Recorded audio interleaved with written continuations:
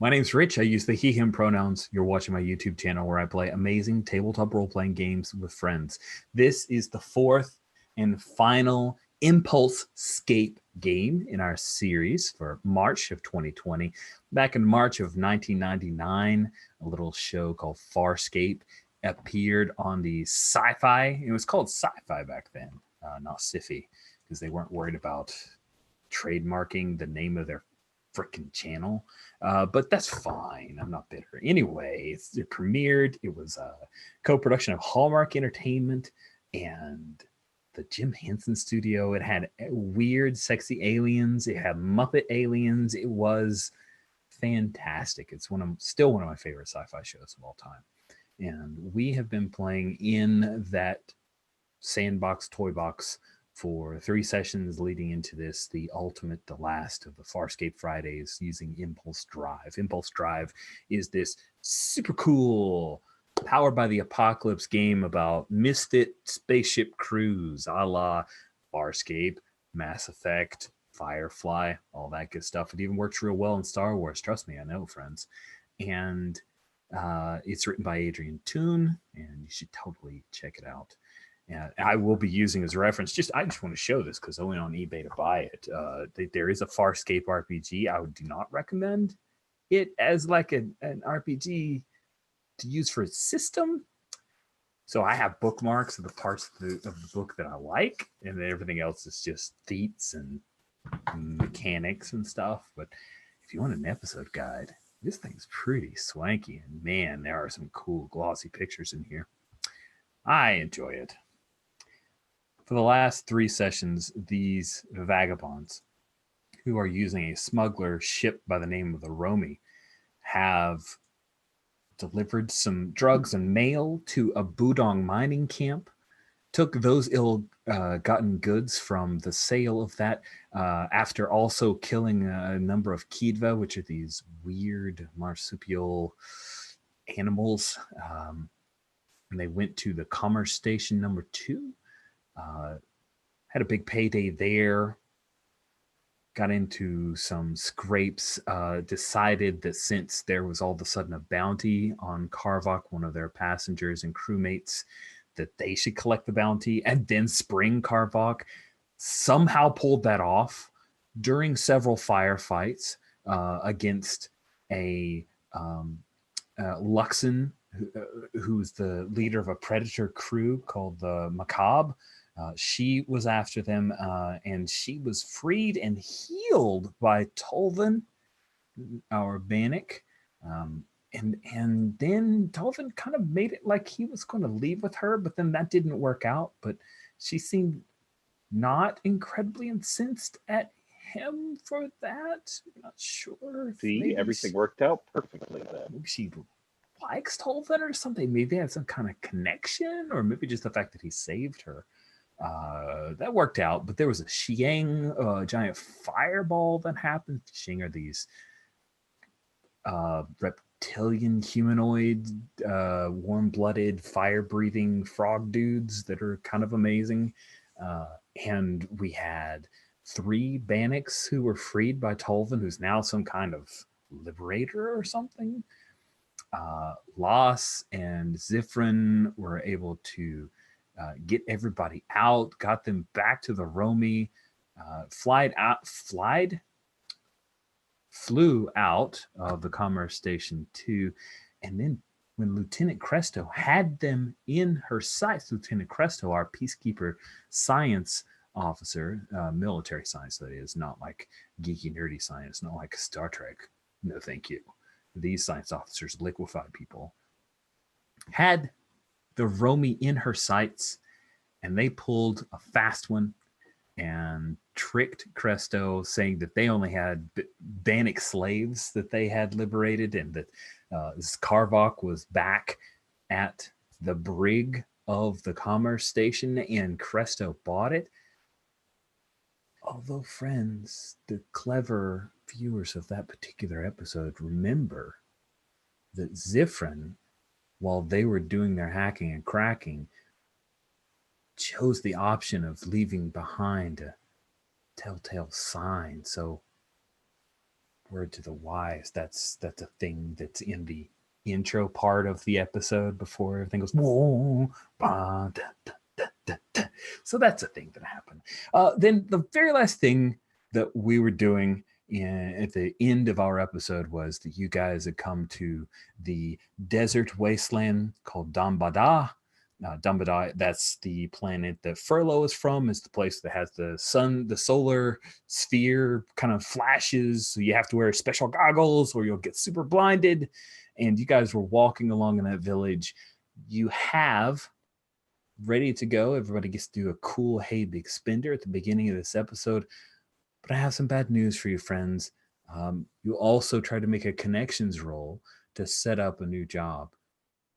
Your dear captain failed that roll. So, yep, that's Steven's fault. Let's go around for one last time. Everybody introduce themselves and their character. We're going to kick it off with Patrick. Patrick, if you could introduce yourself and your character, please.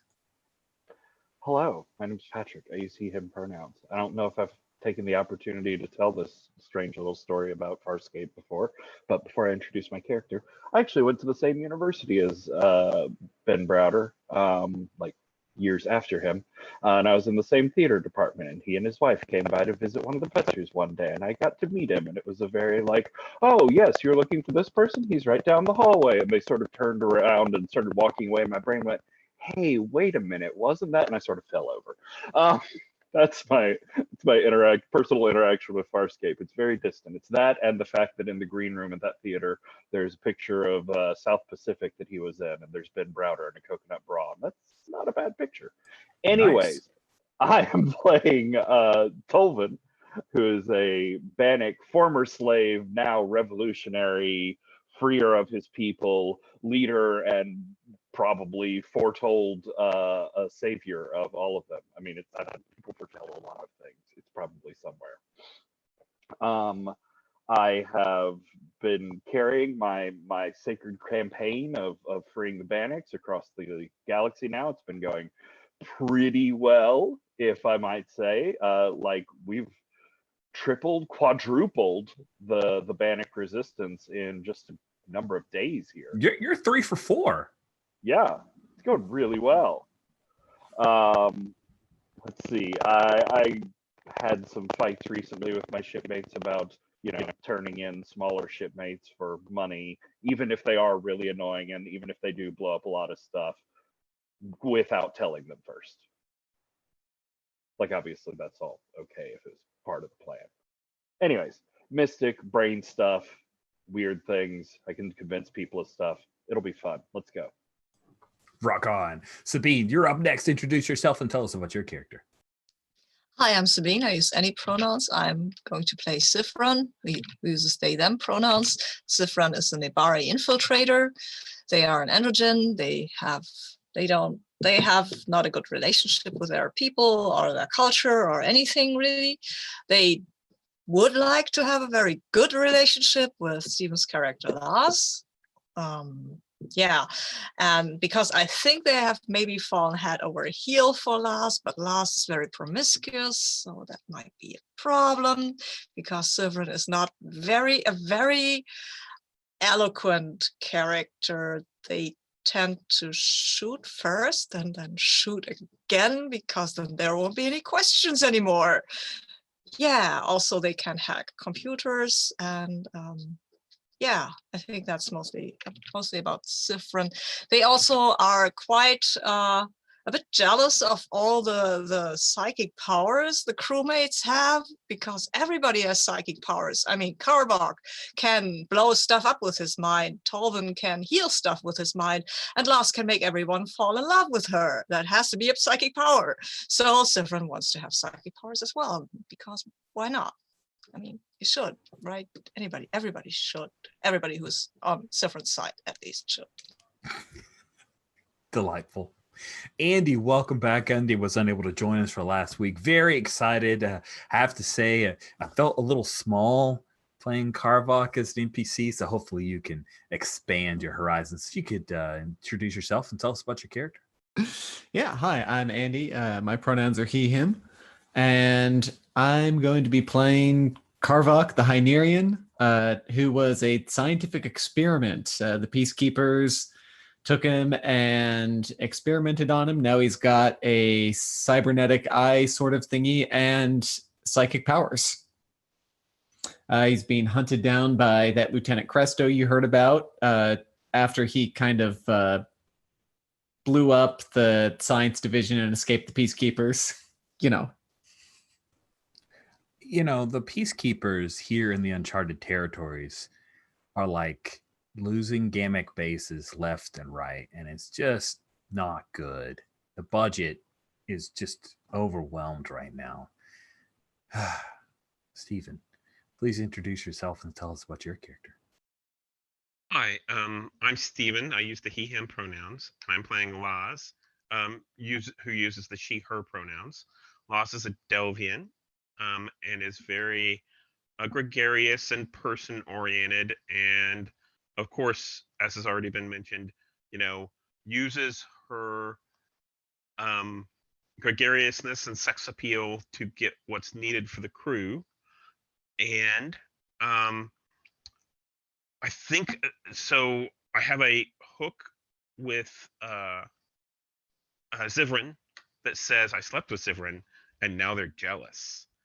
And I have a hook with Tulvin that says Tulvin isn't a leader anymore and I don't have to take their orders.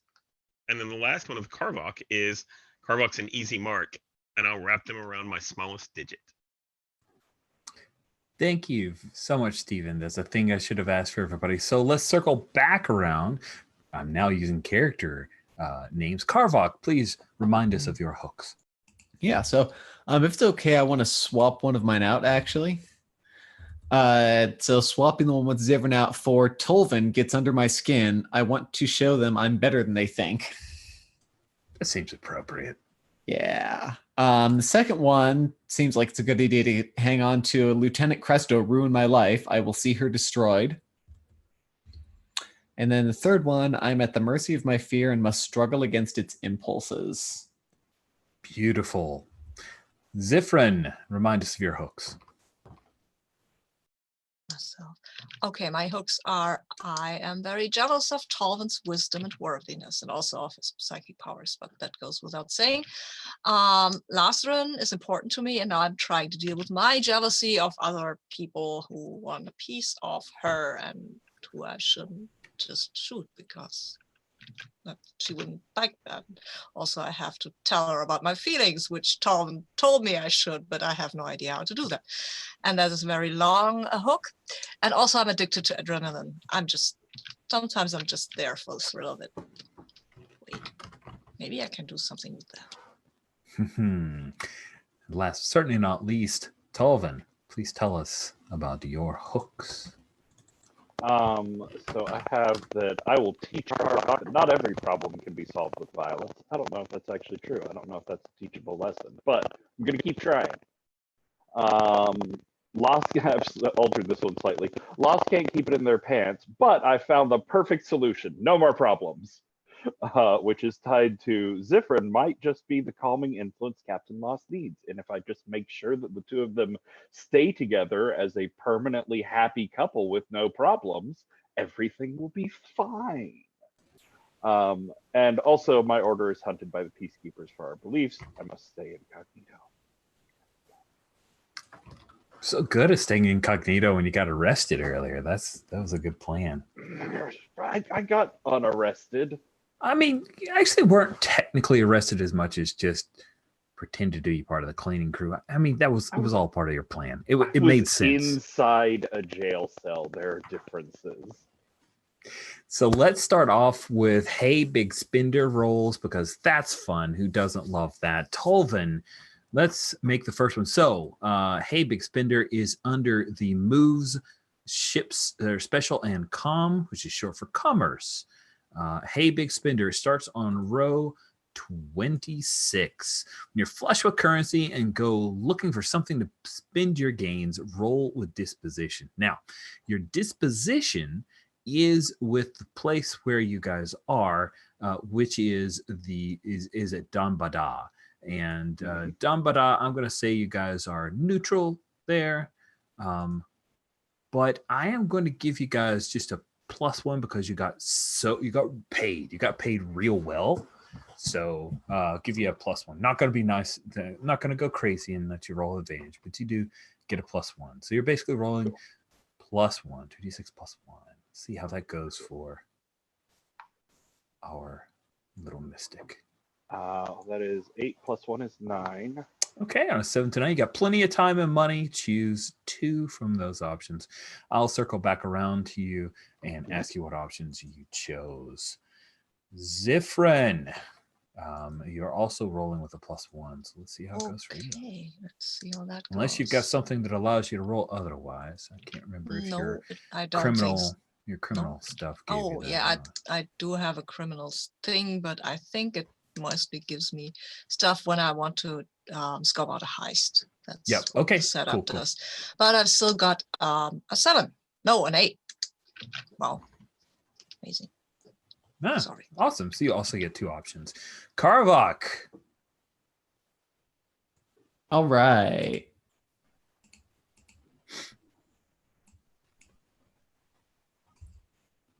That's +1, you said? Uh-huh. That is a 10. Nice. Okay. On a 10 with that roll, you can find your heart's desire, spin big, and live life to the fullest. Purchase 1 item from the specialist gear or black market gear list and choose 3 from below. All right, so you think that over, and then Loss, even though you failed the connections roll, you do get to spin some credits. Let's have you roll as well. I know you're rolling those beautiful physical dice. I got a 4. Awesome. Awesome. On a 6 minus, yeah, you fail, but you may choose 1 extra, but you waste time searching for it. The Space Master will expose you to a danger or burn the fuse of an episode strain. What do you want? So I choose 1 from that list. You may choose 1 extra. Yeah, you can choose 1 from the list, but you still end up, if you buy something, you're going to waste time searching for it. Or you can choose that I expose you to a danger, or I burn the fuse of an episode strain, which kind of advances your background plot of having a smuggler ship that you owe a lot of people for, someone for. Yeah, let's burn a fuse. Cool. So let me ask you a question then, because this is one of those when I was doing my looking over everything, reorganizing NPCs, because part of my GM prep is moving NPCs in different places. It's the stupidest prep, friends. I don't recommend it. It's just a thing I do. But anyway, it's like, why? Why, Rich, are you moving this picture up and this picture down? But that's what I do. It's part of it. But it gets me in the headspace. And I noticed that we don't have a creditor listed now. That's part of the smuggler skyship. Oh, geez, Lady Blackbird, you have really, literally infected my brain. I'm glad you amuse. Every time I say the word smuggler, it's skyship comes immediately after it. I'm sorry. Your smuggler ship, you're supposed to have a creditor. So who do you think is your creditor? The person that you owe for this ship? Do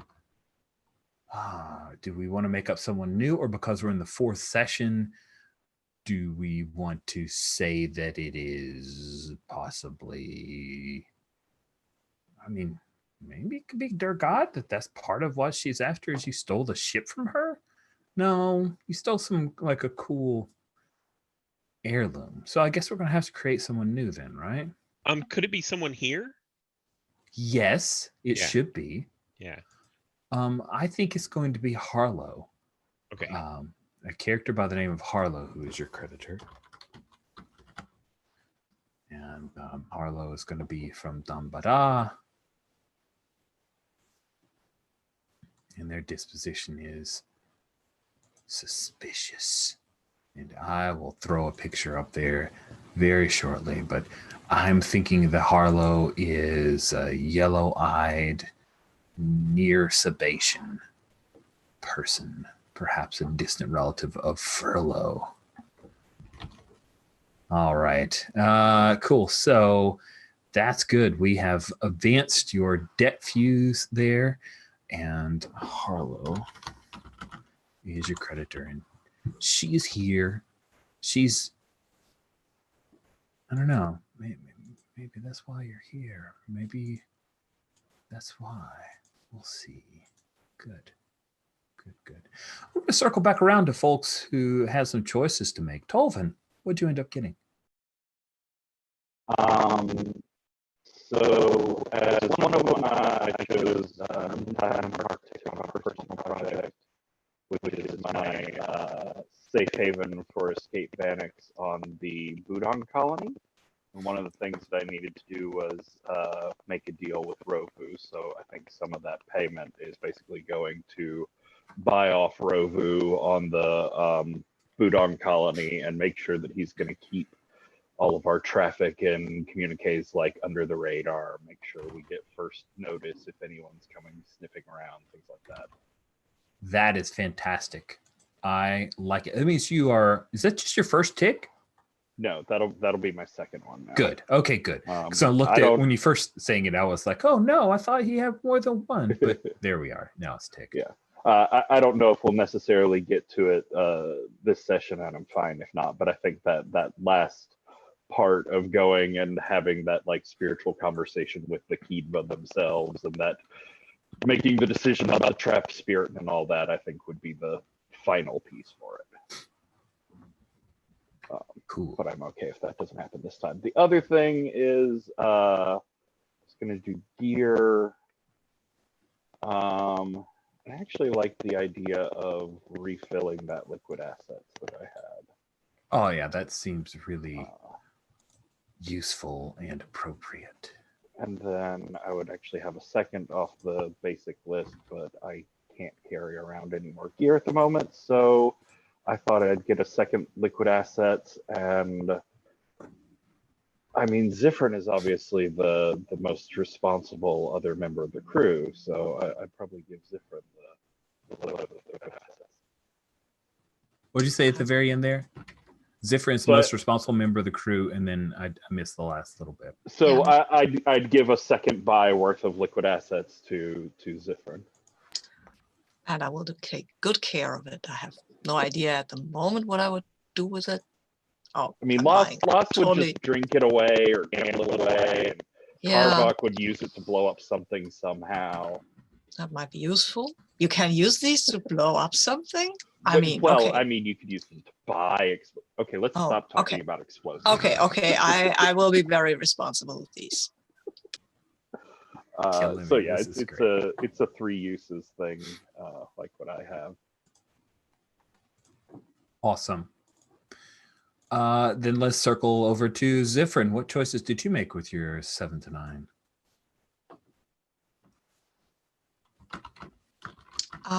Yeah, can I choose the same thing twice? I think so. What were you hoping to grab twice? I mean, I have a personal project, and if I take only one tick, then I will be one tick away from finishing it, and this is the last session, so that's kind of boring. So you just want to spend all your money on getting the surgery? Yeah, totally. I'm going to blow away all the money. I mean, that's what I want, right? Right now from the universe. Also, I want Lars, but well, you can't have only one goal in your life. And having psychic powers, that's cool. I like that. I have no idea what kind of psychic powers I'll get. I'll go to a clinic, tell people I have money, I want psychic powers, do something. Make me have psychic powers. That sounds so good. If I don't like them, I might come back. Yeah, sure. That's good. Just so they know they won't give me the powers. Tell me something about now you can hear the flowers thing. Haha, it's a psychic power. It's amazing. You just have to find the right flowers. Go away now.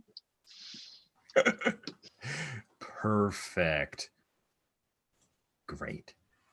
Karbach, you got 3 choices. What are you choosing for your big spender? So I think what I'm going to do is I'm going to take that first option and grab something from the black market list. Up top, the 10 plus option. Okay. If you look on gear, I'm sorry, I probably should have directed you to that stuff's listed. Okay. And I thought the tactical cloak sounded pretty cool. Is that kind of like a stealth sort of thing? Oh yeah.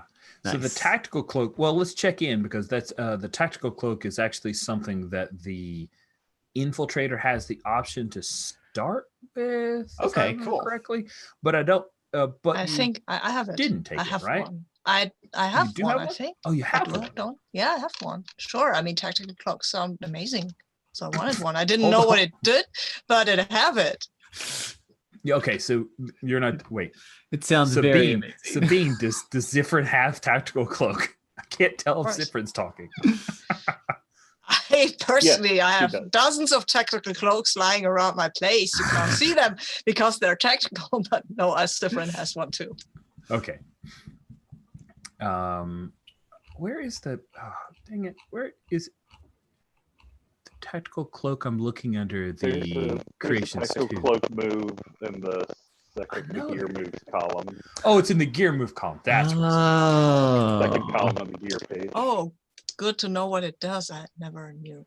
We should probably move that. Hey. We should copy that to your character sheet there for Zifrin. I'll do that real quick.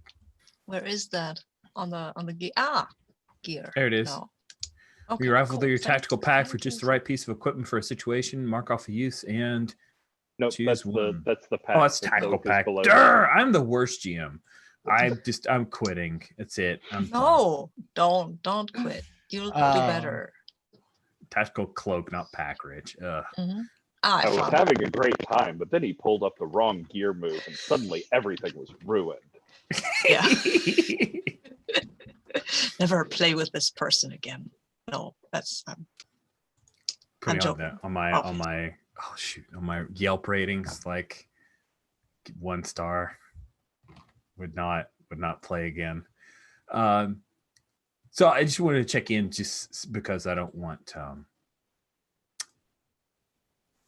I don't want to be any problem of overlap, especially now that you know what it actually does. I don't mind if we both are cloak buddies. That's fine. All right. There you go. Suddenly, like, half of the crew disappears. That's actually, since I'm the person who's usually has to carry you around, if we have to run really fast, it's a good idea for you to have a tactical cloak as well, because otherwise, yeah, right. When did the Hynerian get the sled? Because he's floating now. It's his psychic powers. Andy, there was a moment when they were about to run away and I didn't have Carvok go. And then Zifrin had to pick him up and carry him because I couldn't resist it. Cool. So if you can just grab the tactical cloak. By the way, who organized cloak like after pack? That person should be hauled out to the street and given a 1-star Yelp review. Steven, did you make any choices on that list? And if so, what did you want? So I chose some basic gear, and I chose a scanner. Okay. Is there anything that's like super Farscape-y that would be like, thematically appropriate? Because we're looking at a list from like Impulse Drive, and I just wasn't sure if there was something that. I mean, the scanner, there literally is a scanner in the Farscape equipment of the RPG. So obviously it's from the show. And I think Like you if- showed if- that to us before. Yeah, they have this weird scanner thing. You can't tell anything from what it does, but you point it at something and then you have information. I don't know how it works. Nice. Okay, that sounds good. Yeah, there's some crazy pictures. There's like slug throwers and a stun baton. It's kind of sexy. Toolkit.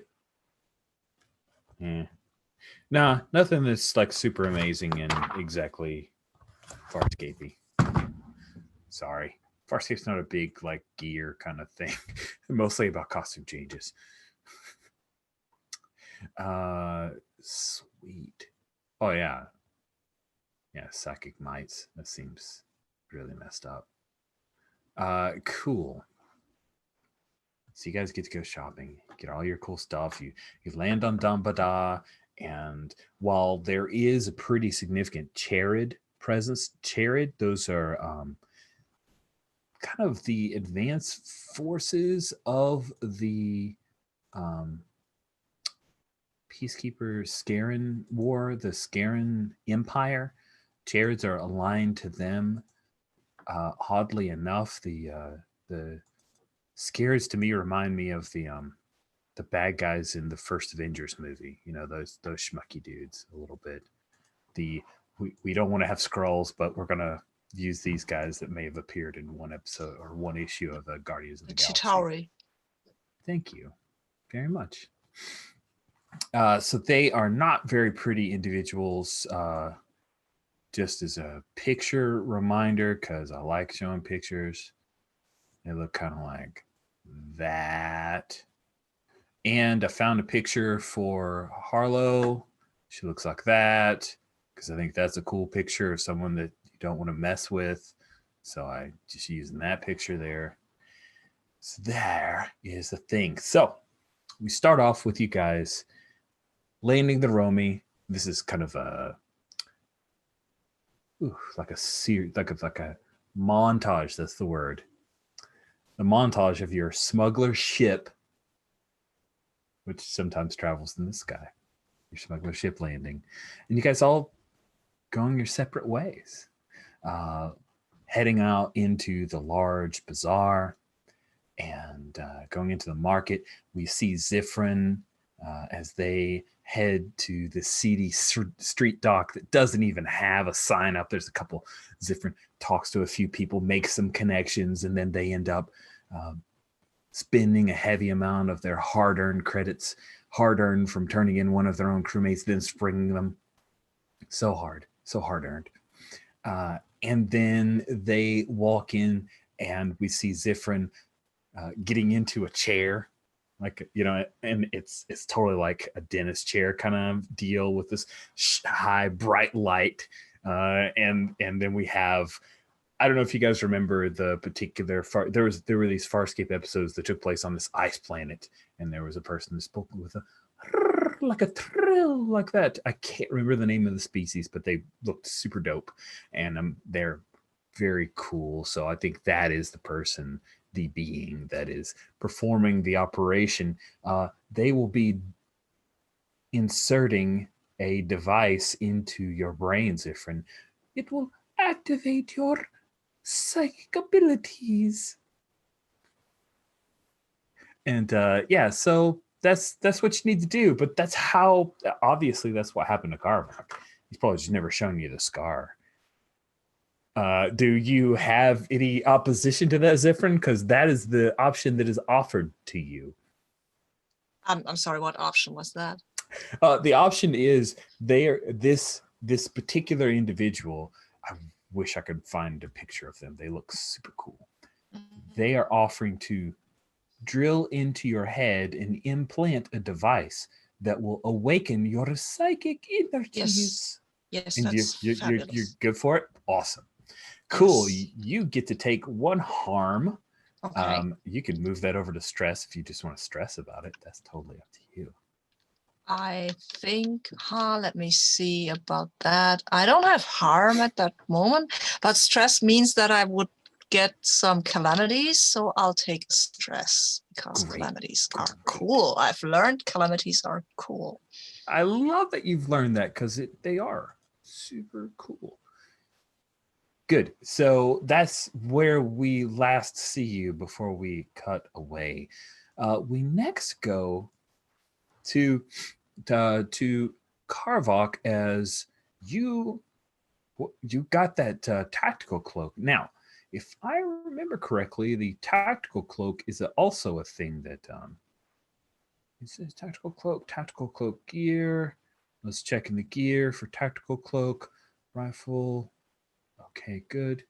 And let's see, under the black market gear, does it say it needs to be installed? Discharge illegal. Nope, it's just illegal. Yeah, I think that's the difference between that and the Chameleon mod. That's it. The Chameleon mod is the one where it's an M, it's a mod. It's where you have to actually have it installed to you. So you pick up a tactical cloak. Turns out it was on sale, half off. Because you're high near you. Yep. That's totally the joke that they make when they hand it over to you. I'm just like mentally picturing myself using it to sneak up on Lieutenant Cresto. Yeah, that's exactly what you should do. You should hunt down Lieutenant Cresto, who is not currently on Dambada, and then use your cool thing.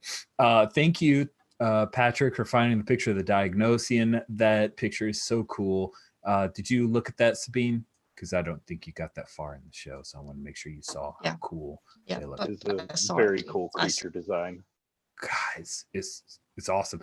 And that little red, I'm just gonna freaking just show pictures because I'm a dork. All right, so this red thing right here is actually a mask, and they have almost like the Predator face, if you remember the Predator movies, kind of a weird Predator mouth kind of thing going on. So, but they are super neat.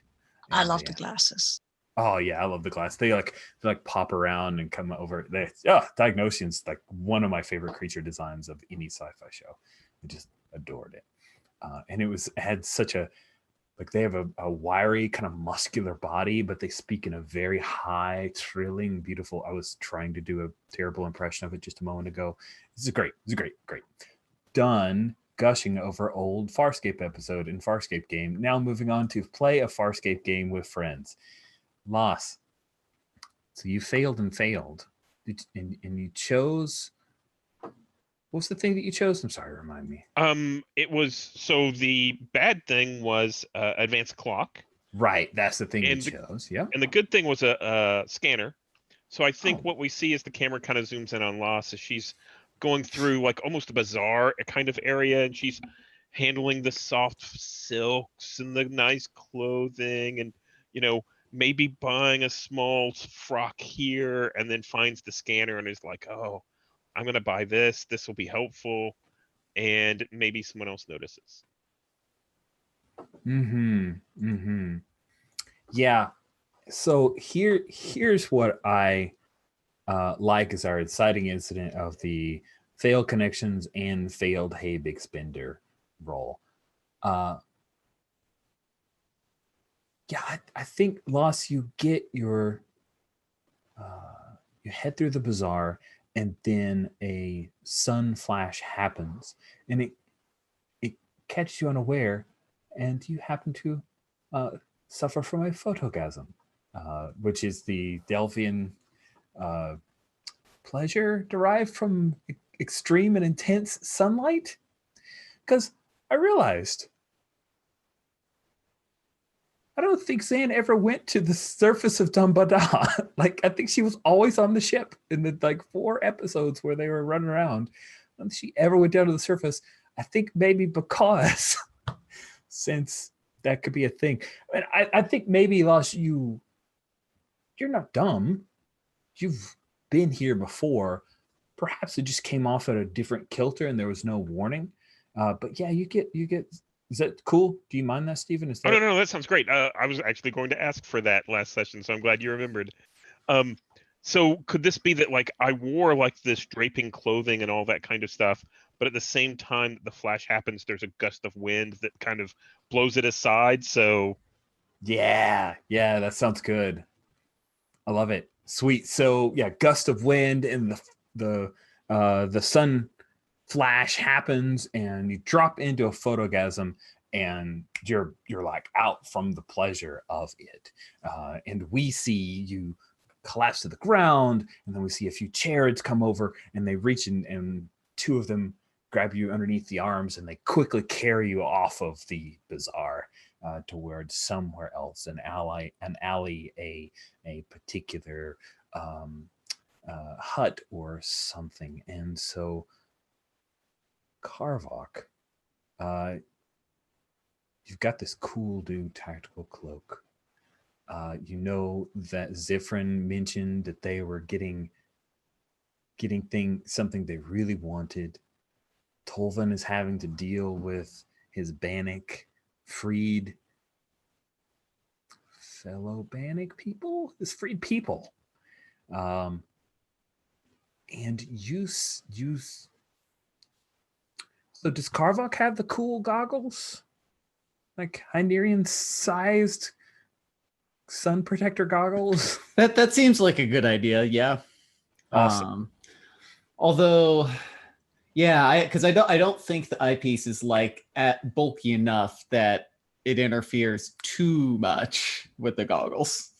Awesome. Maybe a little bit, but the eyepiece wouldn't. Yeah, I can see that.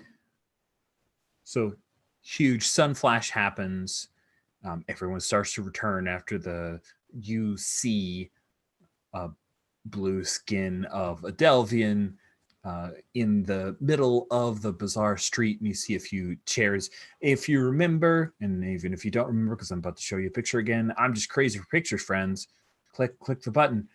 Chairs have those cool helmets, like the little pot helmets, and they have dreads coming down from them. I don't know what the dreads do for them other than look kind of neat, but they have those. And you see a pair of charids go grab Loss and start dragging her into an alleyway of some kind. What do you do, Karvok?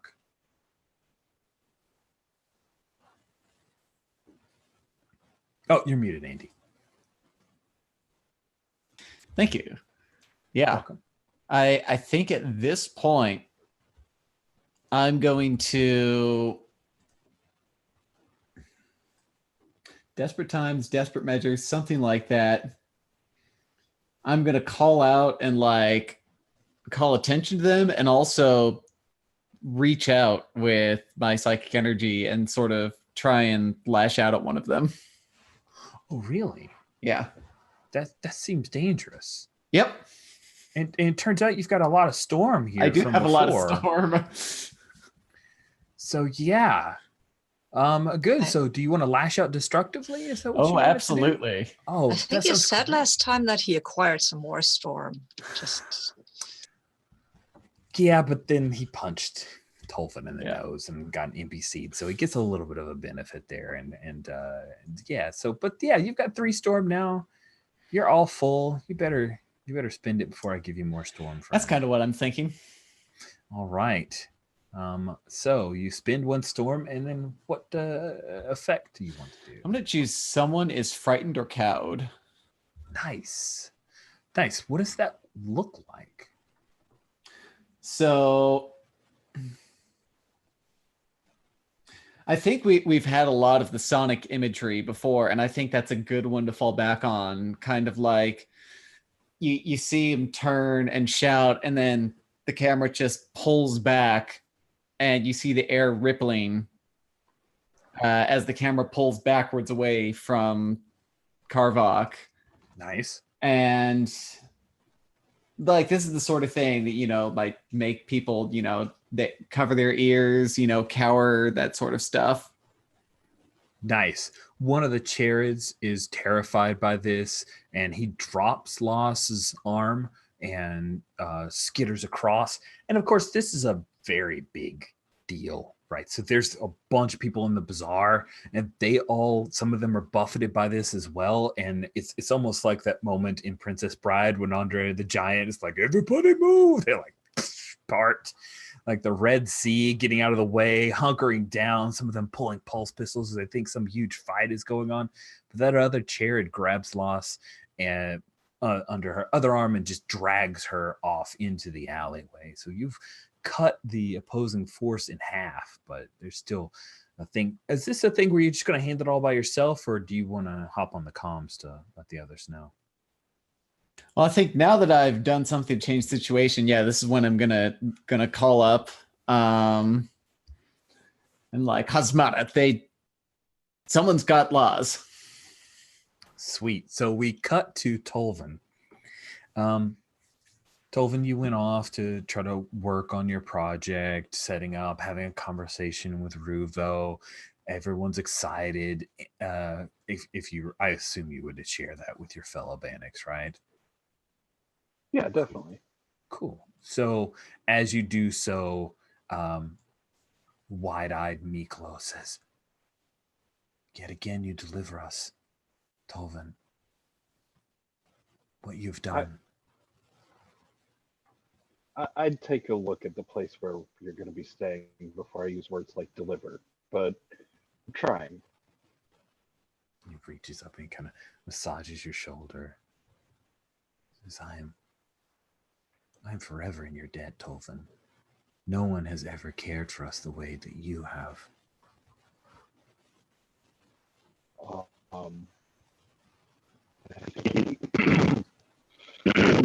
He looks sort of like happy for a moment as he touches his shoulder there, and then he says the like "I'm forever in your debt" line, and Tolvin just like gets real uncomfortable and sort of like squirms out of the way.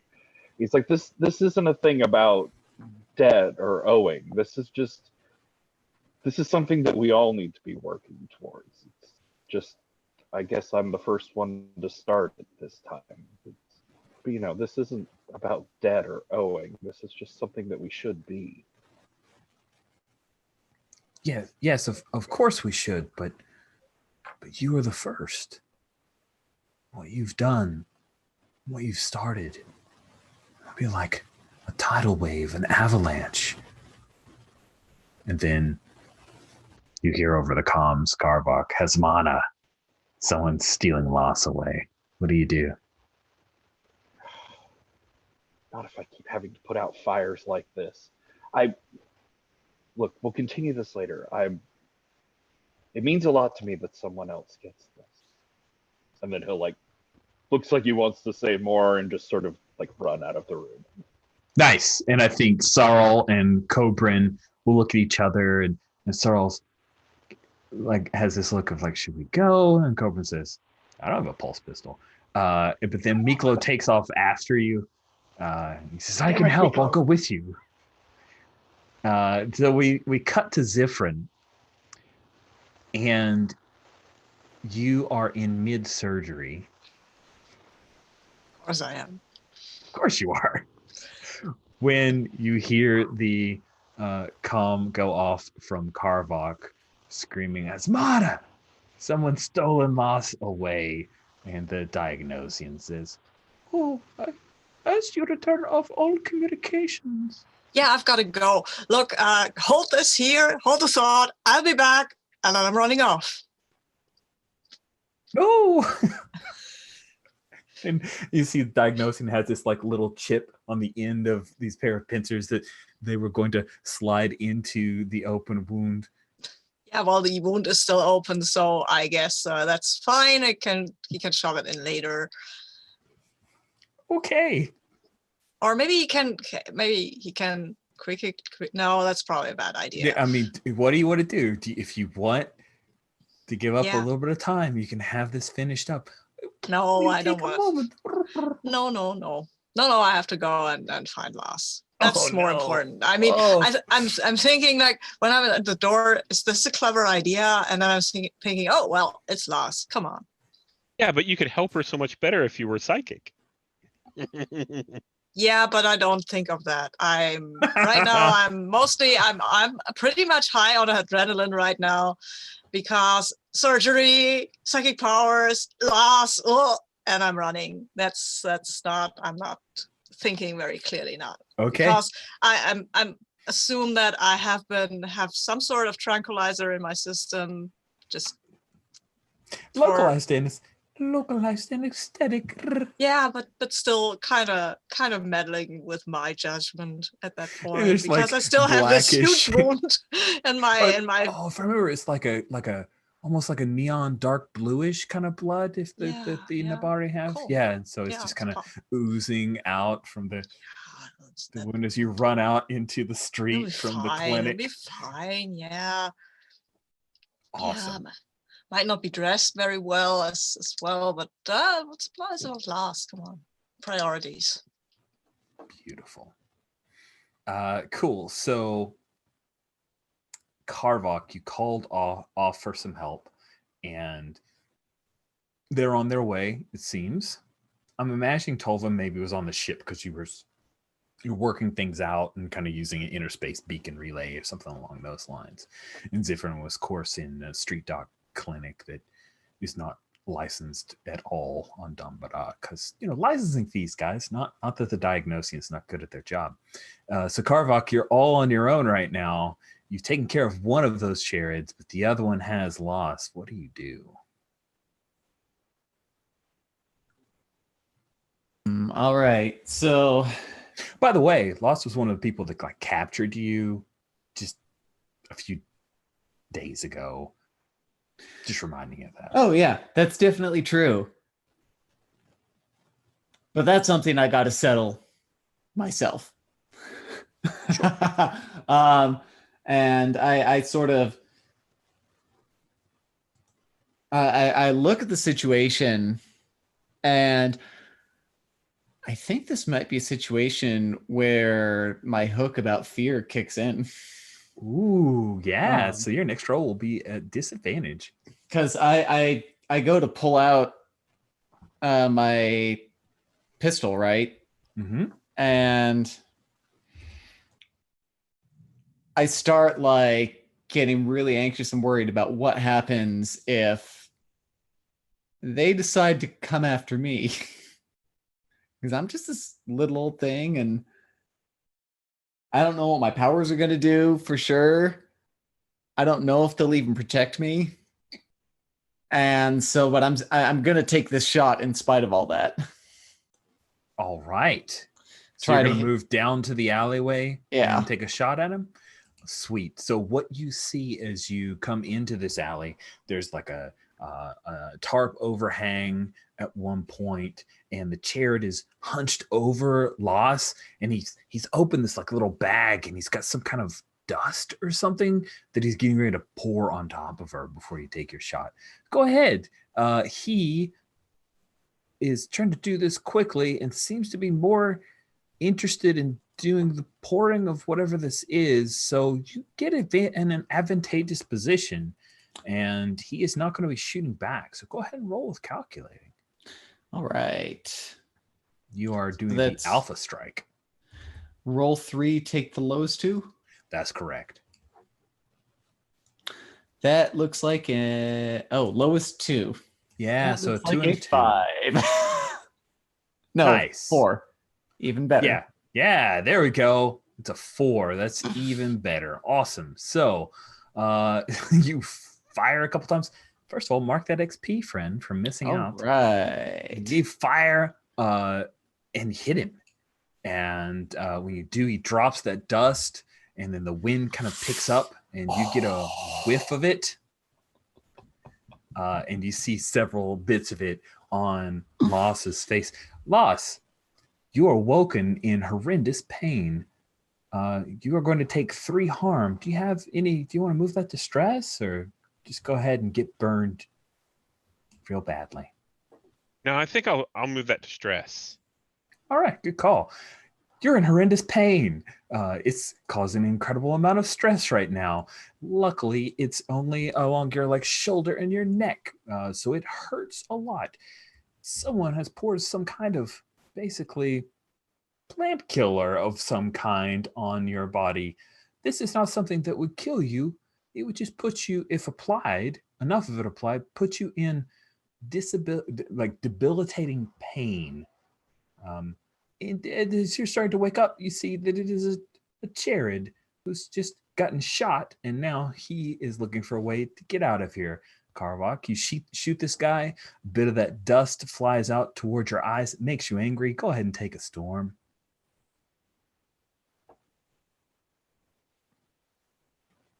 And then that Charid's going to try to run away. What do you do?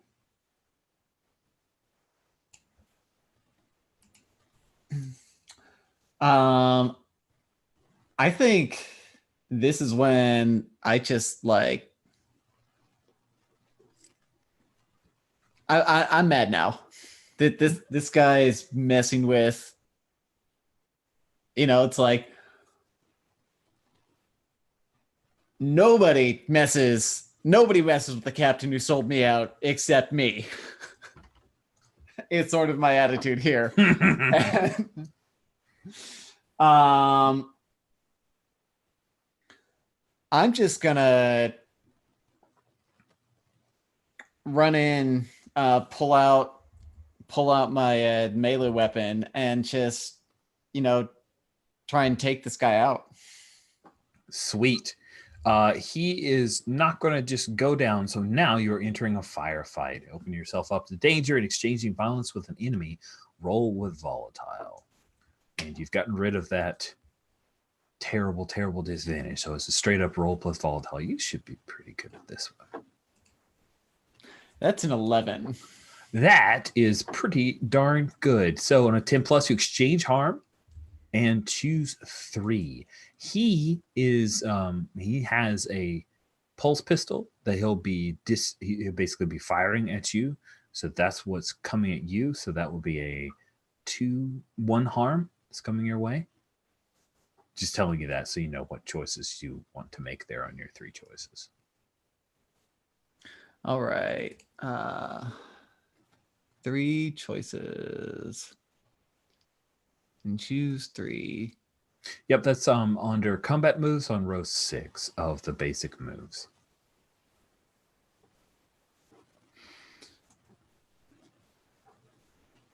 I'm going to say I take evasive action and suffer -1 harm. Okay, good call. I impress, dismay, or frighten my enemy. Okay. And I hold a position or halt in advance. So in this case, halt in advance. Okay, so you keep him from running away. Yeah, I want to pin him down. Cool. So one of those, like, you slice him across the back of his leg type deal. He fires at you, and he misses, right? Because it was 1 harm, and you effectively deflect it. And yeah, you've come up with that cool little dagger or Oh yeah, I totally see, like, oh yeah, I love the idea of this little sword that I just pull out. Nice. And he is no longer running away, but he's going to try to quickly crawl away while calm, like he has a little comm unit there, and he's calling for backup in his weird Jared language. Tolvin, you dash out of the ship, and it's pretty easy to see where things are going wrong because there's a certain section of the bazaar that happens to be right near the ship. Like, lots of ships land and they just kind of bring their cargo out far enough, so the bazaar is set up here. But you see there's one entire lane has been completely cleared. Obviously Karvok was there. I recognize that song. Yeah, I'll head towards there. All right, sweet. So you and Miklo make your way to the alleyway, and you see that there's a Charid crawling away. You see that Loss is waking up. She appears to be in a great deal of pain. What do you wish to do? How does the Charid look? He is hurting, but he's also calling for backup. So that's probably the biggest threat to you right now. Unless you wanted to say, you probably should have had you read a situation. Dang it. Assess the situation. Dang it.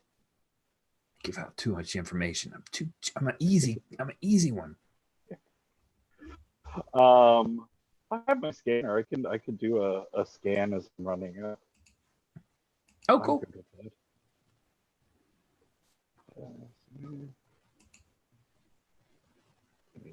Look at that. Just scope it out. Sure. If you want to use the scanner to scope it out to see what else is going on, you get to roll with advantage if you use your scanner. Yes. Which is good because I suck at calculating. Yeah. You're not super I have a calculating. fancy ass scanner. Ooh, Whoa. Yes, that is an 11. I love it. You roll a 1 and a 5 and a 6. That's pretty great. Cool. So on a 10 plus, you get 3 questions.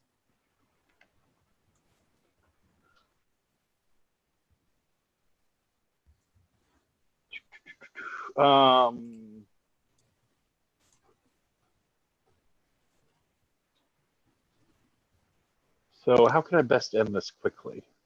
He seems to be calling in backup for more of an extended fight. The best way to end this quickly is if they're around, having Zifrin crack into and maybe redirect that signal, because while this is just one Jared, Jared's travel in packs, and if that comm gets off and they are able to find this Jared, it's not going to be pretty. Zifrin's not there yet, right? Zifrin has, well, we'll say that you look down the alley and you see coming the other direction, running, bleeding profusely, is Zifrin. I make the imperceptible but totally distinct head motion towards my communicator that activates it somehow without me touching it, and tells it to specifically call Zifrin. And I'll say, Zifrin, we need to stop that call going out. Just can you do anything to block off communications to this area? I totally could do something about that, but right now there is Lars, I think, on the ground, and there is this whatever it is, right? The whatever herder is talking is pretty much is talking to something, and I can just run up to it, right, and attack it. Sure, if you just want to go up. Does it know that I'm coming? Does the Charid know you're coming? Yeah. I mean, he's trying to crawl away because his can he do something about it if oh, okay. So he doesn't really see me. He can't do anything if I try to shoot him. I just shoot him. All right. Alpha strike away. No, I let lethal strike away. Oh, lethal strike away. Yeah. That's the thing you can do. Because, I mean, that would stop the transmission anyway. So I'll just pull out my blaster pistol and just, I mean, he hurt Laz. I take that personally. I'll just shoot him and then I'll trample down the communicator. And then I'll go over to Laz. Like, I don't even care about this guy. It's more like, Laz, are you all right? What's happening with you? Are you okay? I think what we see from Laz is, she wakes up screaming in pain and, went from ecstasy to agony and is desperately trying to crawl out of this alleyway back towards where the light was, because that's got to make things better. And I think that as she's crawling, this Char is like crawling kind of after her. And that's whenever Zifrin kind of plugs the Char, almost as if it was in pursuit, crawling pursuit, trying to call. Yeah. And I think I'm just screaming in agony. Yeah. Okay. I look at Tolan, and because Tolan can heal things. So I did what you wanted. Help her. Good enough, I guess. And I'll dash over to where Zifrin is like, or not Zifrin, but Laz is crawling there and just try and like stop her and hold her. No. And I think as you're reaching and saying something about the light is when he'll like take off the mask and this glowing, pulsing golden light will wash over you. I'm gonna try my flesh knitter move. Flesh knitter, do it. Somebody want to lean on? You're just gonna do it? Just do it. It's great. You're good at this. It's fine. It'll be fine. It'll be great. It'll be wonderful. It'll be 9, 10, 11. Oh yeah. Beautiful. Use your power to heal a wound or a physical injury, condition, or malady. So yeah, if I had to choose, I'd stop the burning over any wound that was there. Yeah, that works. Yes, you do that. The sun helped, Laz, obviously. Obviously, but it's coming from a different direction, but it's really pretty. Just calm. It'll be okay. Is everybody all right? Looking around at like everyone is freaking out and still in battle mode, I imagine. Zifrin is bleeding profusely. Yeah. So there's a hole in their head. So yeah, exactly. Go ahead and take another harm. You can move that to stress if you want, Zifrin. This time I think about bleeding profusely. That sounds like there should be some harm in there. Okay. I mean, it's just a stretch. Still. Holy shit! Or holy frell, Zifrin! Did you get hit on the way in? No, no, no. I was in an operation right now. Is Lars okay? Are you all right? Can I go back to my doctor now? Loss is fine. You're bleeding a lot though. Yeah. Okay, yeah. Look, I just wanted to see if Lars was all right. I mean, Carver called, and I mean, I hope this was the dude who did something to her, right? The one I just shot. Stop worrying about loss. Let me see your head. No, my head's fine. I've got to go back to my surgeon. What? Right? I'm in the middle of an operation. This you know? is not clean surgery procedures. Come on. It's not like that. I'm in a Bari. We're tough. Your head is, I mean, it's like dripping in a pool at your feet now. Oh, wow. That's a lot of blood. Maybe it would be best if we all went back to the surgeon to make sure that, I mean, I could use seeing a doctor. Yeah, let's do that. That's a good idea. I think I'd take another stress because I hadn't realized that I was bleeding that much. And that kind of stresses me a bit right now. Yeah, I agree. Let's go there. I think it's a good idea. Cool. So I'm just kind of like in the background, like just griping, like, is nobody concerned who the frell these guys were? We're just walking in a huddle, the three of us, away from this whole situation. Right now, I'm more concerned with the hole in my head. I just like look around, see them going off. Yeah, thanks, crumble. Carbuck. You just clean everything up back here. And I turn around and follow them. Cool. I think Laws turns around. Nothing to see here. It's all good.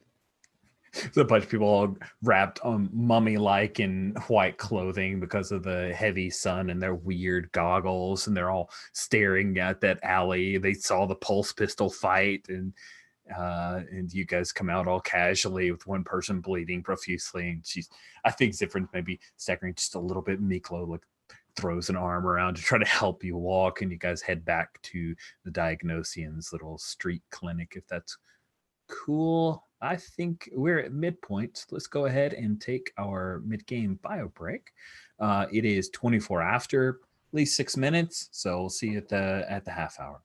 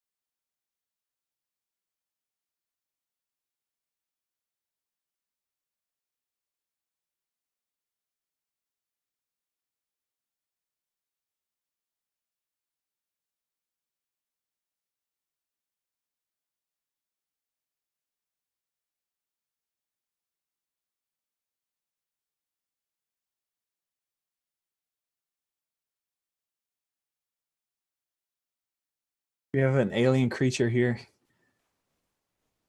Oh, Yeah. hey, doggy. Even though it's getting warmer here, Cute. Beaker here has taken to sleeping under our covers most of the afternoon. He'll just burrow underneath a bunch of fleece covers. And if you walk in the room, one of the covers just like kind of pops up. Like, it always reminds me of the Alien movie. It's like, wait, why is my shirt bulging? Oh yeah, I'm about to die. But instead it's a cute puppy. So, bye-bye. All right, now go. Hi, puppy. Give me the unicorn. I'll throw it. All right. So we open up with the Diagnosian moving back. It's one of those return from commercial moments, and the Diagnosian is rising back in the eye. Glasses kind of zip back. The surgery was complete. And so, Zifrin, if you'll check starting on row 146, you now have a new move called scrying. And Rich misspelled a word. Typo, dang it. There we go. When you activate your implant for prophecy, say whose future you wish to scry. Discharge this move and roll with alien. What's your alien? Oh, it's -1. Yeah. So there you go. You have this new implant. Gives you psychic powers. And it hurts a little bit around your neck, but you feel it, like your brain tingles in a way that you haven't experienced since the last time that you were mind cleansed, because Nabari, that happens.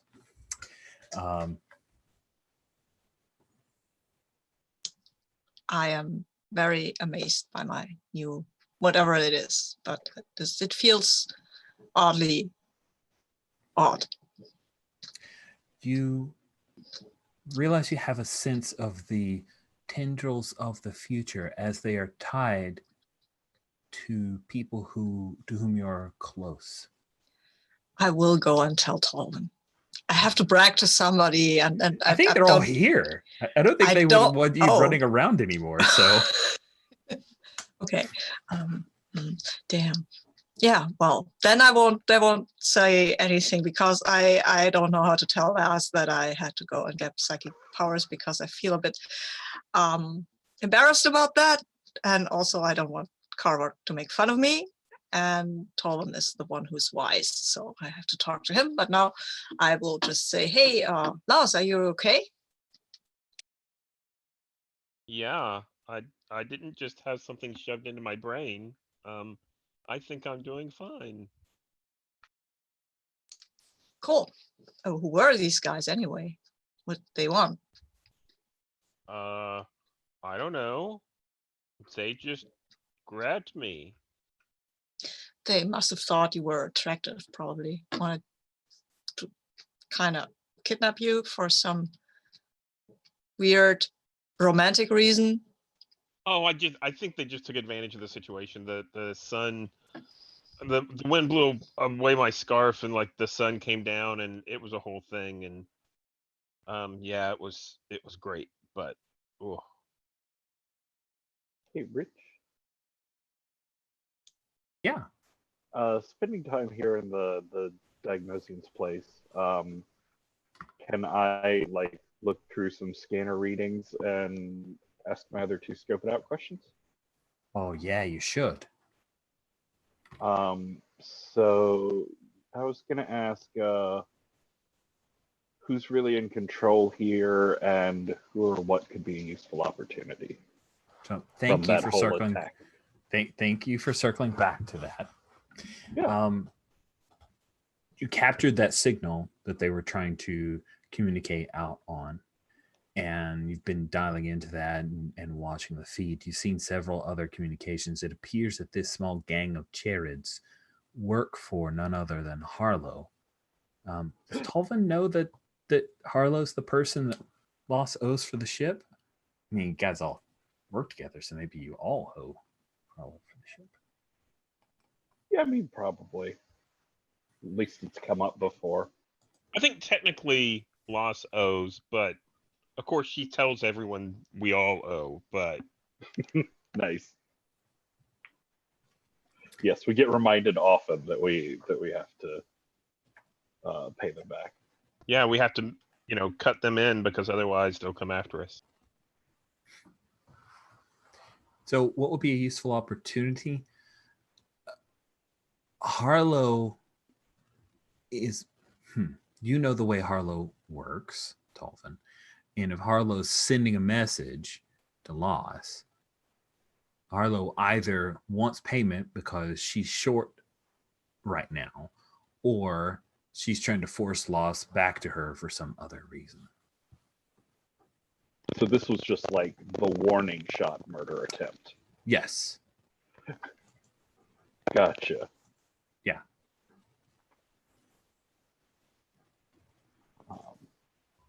So yeah, the two of you are worried about what's going on. I'll just say it. Obviously Harlow. I mean, this just has Harlow written all over it. Well, I came here for a reason. I guess I can spend some of my, filthy lucre paying Harlow off a little bit. It would seem she would like to have a meeting with you. Yeah, that might be good to at least call her. And I think I reach in my pockets and I've poorly spent all of my money, like on a scanner and like stupid things. And I'm like, that char must have taken all of my money.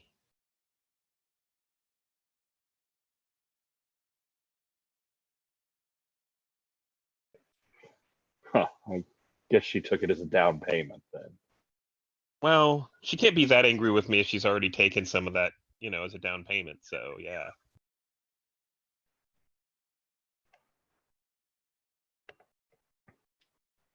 Fine. So if we don't want to Tolvin, all... you get a calm. I don't know if Sarl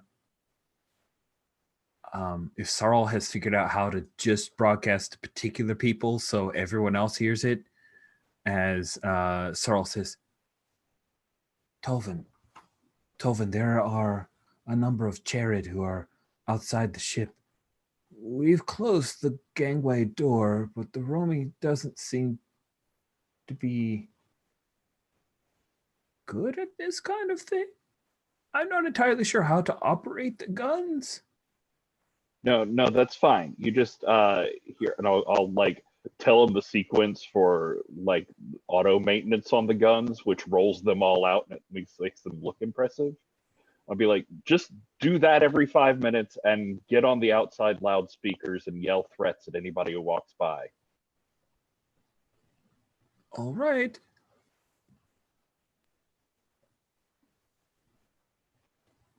And I'm like, you didn't leave those 2 or 3 people on the ship, did you? Miklos is just 2. Well, where else? Of course I did. That's where they're staying for now, until we get back to the Budon colony. Oh, I thought you would have put them up in quarters here or something. That's okay. Maybe we should get back to the ship then. Maybe it's not that bad that they were there. I mean, who knows what could have happened to the Romy? Who are these guys? What do they want? Do we have any idea? Should we shoot some more of them? Is it okay if we shoot some more of them? I think it's worthwhile if you shoot a few more. I mean, we can't piss Harlow much more, can we? I don't know who Harlow is, but okay. I think we can if we really try, but I mean, what's this Harlow person got against us? Well, leading on the ship is most of what she has against us. I did not understand that. I'm sorry. She has a lien on the ship. Oh. We owe her, yeah. Oh. Okay. Okay.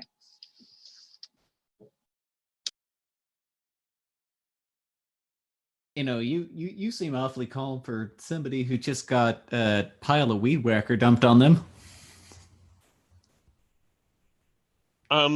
Actually, it's not that bad once you see the the mighty sun here, and I kind of point over towards Tolvin.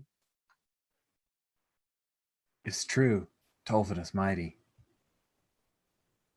Okay, I appreciate all of that, but we really need to focus on the unpleasant aliens trying to kill all of us.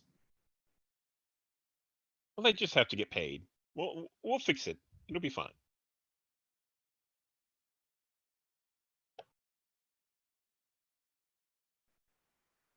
So we're going back to the Romy? Yeah, let's go back to the ship. Cool. nice. So we pick up with the 5 of you, Miklo, coming around. Zifrin, you were handed a couple of baggies of medicine that you need to take for the pain. And then you guys come to the small little docking area where you see the Romy, and there are a number of Jareds, and the guns are out on the Romy, but the Jareds don't seem like. There's one who's trying to figure out a way to pull the gangway down. He's got a pry bar. And then when you guys come along, they look, and the one takes the pry bar down and like slings it in a little loop on his belt. But several of them have pulse rifles. They are ready for a fight. So Lost just saunters right up between the 3 or 5 of them, or however many they are, just like instead of holding rifles, they're holding like teacups. And she reaches up and like hits a couple of buttons and pulls down the gangplank, and it's like, "You guys want to talk? We can talk." Nice. I think you are trying to de-escalate this situation, it seems, by perhaps... Oh, sorry. I would attempt to help here if it's necessary by picking my fingernails with my nanoblade, just to make the point that if we are not ready to talk, we're ready to do other things as well. All right. That sounds good. I think, Loss, go ahead and roll that lean on me.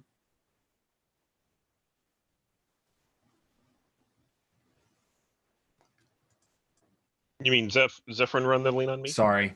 Zifrin rolled the lean on me. Sorry, I was also looking for a move and I flipped names. I apologize. Rolled an 8. I don't know what kind of attribute that's with. That is with your stalwart. With my stalwart, so I'm at 8, which is fine. Cool. So you get a choice from that move. Do you want to give advantage? Yeah, I want to give advantage to that. All right. Go ahead and roll to manipulate. Manipulate. Yeah, that rolls with slick, which you're good at, and you're rolling with advantage. So 3d6. So I got a 10 plus my slick is a 2, so that's a 12. Holy crap! All right. So a manipulate with a 10 plus. They can either accept your offer at face value or ask you to promise something. So what was the queue up again? What was the thing that you said to? Let's say there's a lead Jared. Yeah, it was, if you want to talk, come on in, we can talk. Cool. So we cut to you with one of the Jareds. He has 2 with him. If you jump to the NPCs, you can get a picture of what this guy looks like, as I stuck him on starting at row 57. This is Azaro. And he's got his helmet off. The others who have their helmets on, and he's looking around. He reaches up and runs his hand along the bulkhead. And you guys are inside, and he says, "A shame. It seems you've done well with this crusty old ship, but it will be out of your hands soon, Delvian." No, I think that we're doing well enough. I don't think it'll be any problems. What are you looking to buy? We can make you a good deal.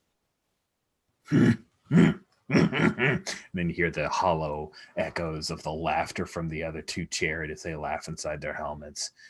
"You cannot sell what is not yours. We know who really owns the Romy. Harlow owns the Romy." Well, Harlow owns the Romy, but, we rent it, and, we're the ones that make it a home. He scoffs. How can Well, it be look a home around. with stinky Hynerian in here? Oh, look around. Our family grows and grows, and I kind of gesture to the other bandits. I'm like, everyone wants to live here. Even you seem to want to live here. Bah, you lie. I don't want to live here. Harlow wants you to come groveling at her feet. You should do it quickly before another one of my gang comes and causes you more pain. I see the burns on your neck. True. Where's the rest of your gang? I mean, the one that did this to me, and I kind of lean over. He's not around anymore. And I look back at Zifrin.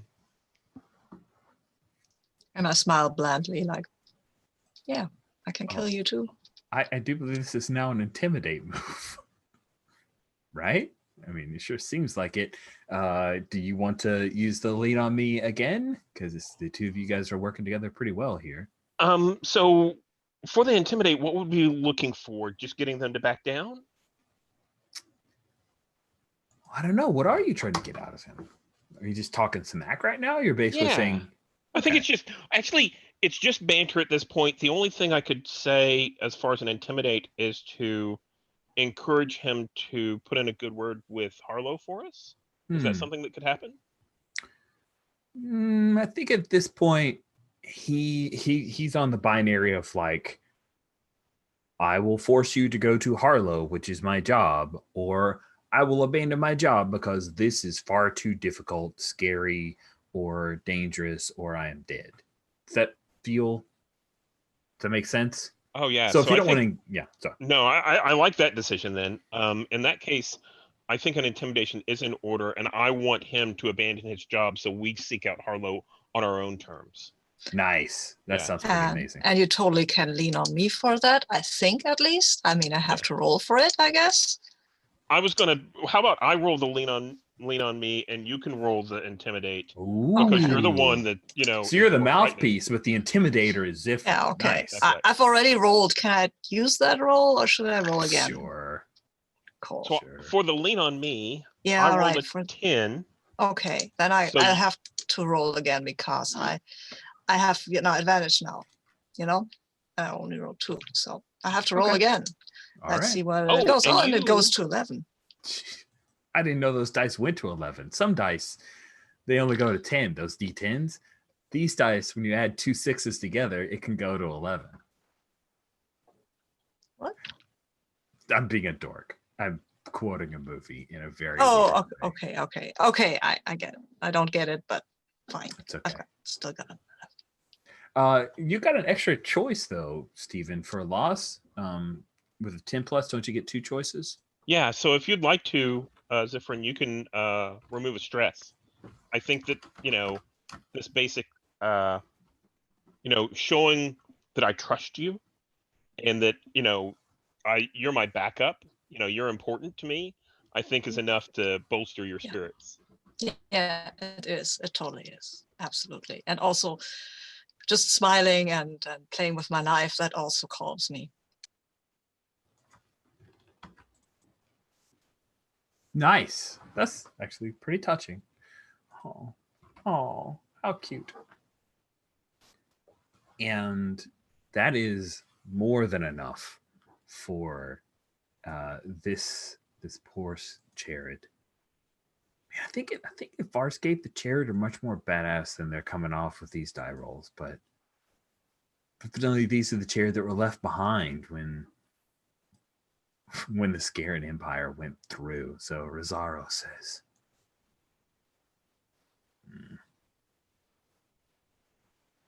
that was my cousin. Do you have the message? That he looks at his 2 and they start to head for the gangway to like get out of here. What do you do?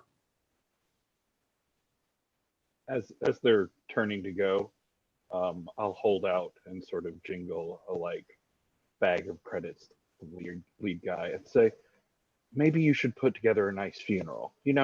Out of town for a couple of days. Yes. And he goes off and he's calling his little commune and they get in these, no lie, dorky looking four wheelers with shit added on top of it, which is totally what. They even had like a car race at one point. It was bizarre. I'm like, what even is this? Sorry, remembering Farscape episode. Yeah, these chairs are gone. They are taking a little vacation. They're heading off to Cherry Town and not doing Harlow's bidding right now. Well, it looks like it's time for me to go see Miss Harlow. Did any of you want to come along? I mean, I could come, I guess. Seems like you shouldn't go alone. I'd appreciate that. That would be good. You're not intending to go off and get yourself killed, are you?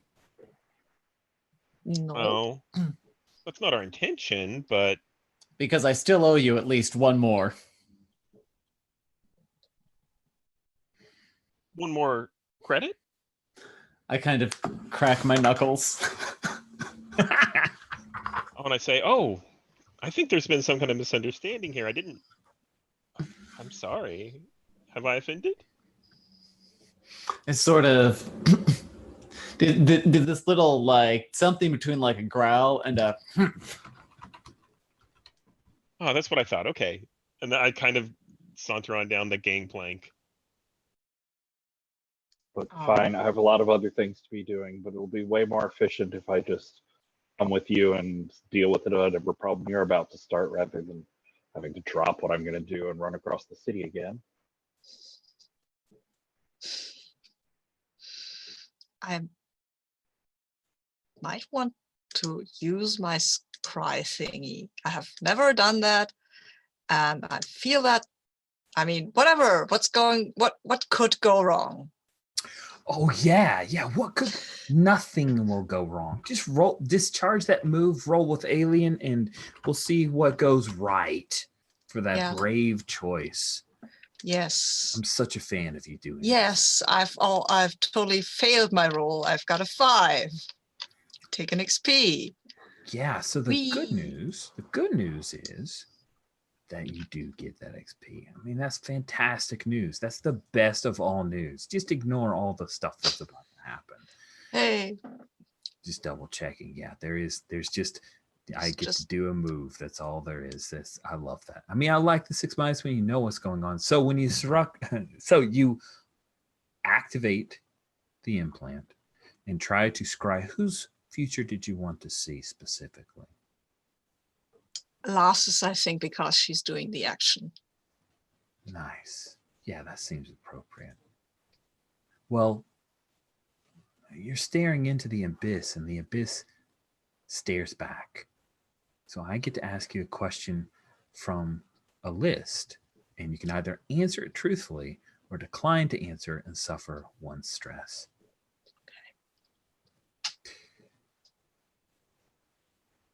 Okay. Zifrin, what are your secret pains? I think I'll answer that. I think Zifrin's secret pains is the fact that they never fit in with anybody, that they were ostracized, that nobody took them seriously, that they were constantly told who to be and what to be, and that they never felt that, and I think they still feel that they're never good enough to belong anywhere. Awesome. Karvok, Tolvin, Loss. Somehow Zifrin just communicated to you that they have never fit in anywhere. It's as if somehow their thoughts just are broadcast to you out in your heads. Now, Zifrin, you're not aware that you just answered to all 3 of them and possibly the 3 Venix and maybe one of the chairs that was hanging behind because he had to take a leak. But I'm curious, to any of you, how does Tolvin react to hearing Zifrin's innermost secret pain? I think Tolvin reacts sort of like Zifrin just held a like feedbacking megaphone up to his ear. there's just this like scream and pain and grabbing at his head, going, "Turn that down! Oh my God, it's quieter!"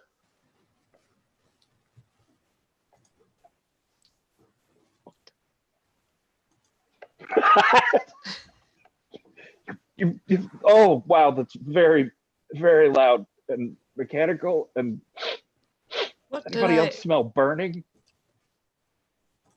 what did I do something? Did something happen?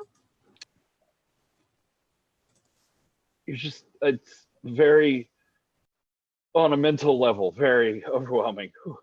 Okay, I think it's ramping down. Whatever you did, just don't do that again. Okay. Okay. Or do it better, maybe. Ow. Okay, I'll try. Of course, no difference under the impression that they have the ability to shout at people so loud that that will cause them pain, and that's what the implant does. So, Karvok, you being good at all of this stuff, I'm curious how you react to Zifrin's mental proclamations. I think there's this moment where like I try and make eye contact with them, and almost in an affirming way, as if to recognize there's something. I not, like I nod slightly, recognizing like there's a kinship here. There's something that I recognize and understand, and I'm even willing to maybe talk about that sometime. and of course, I will understand that as, yes, I can use my mental voice to cause pain, and now you can do that too. And then last but not least, Loss, I'm curious, what's your reaction to Zifrin's psychic attack? So I think I'm the only non-psychic one here now, and I think that for me it was almost like she had just said something out loud, or had just kind of whispered it a little bit, and I think Laz just thought she kind of said it out loud and didn't think anything about it until everybody started complaining about it, and she turns around and looks at the three of them, and they're kind of shooting weird looks at each other, and I don't know what that means, and I just kind of shake my head, and animals, who knows? Animals, who knows? Oh God. And I think as we go to leave, I'm gonna like go to an outside panel and open it up, and this is where I've got like a duffel bag kind of full of stuff to take to Harlow. Cool. Yeah. So you grab the duffel bag, and the duffel bag's like pulled up over the camera, and that's one of those like hard cuts to you guys coming into this weird, almost like bioorganic club.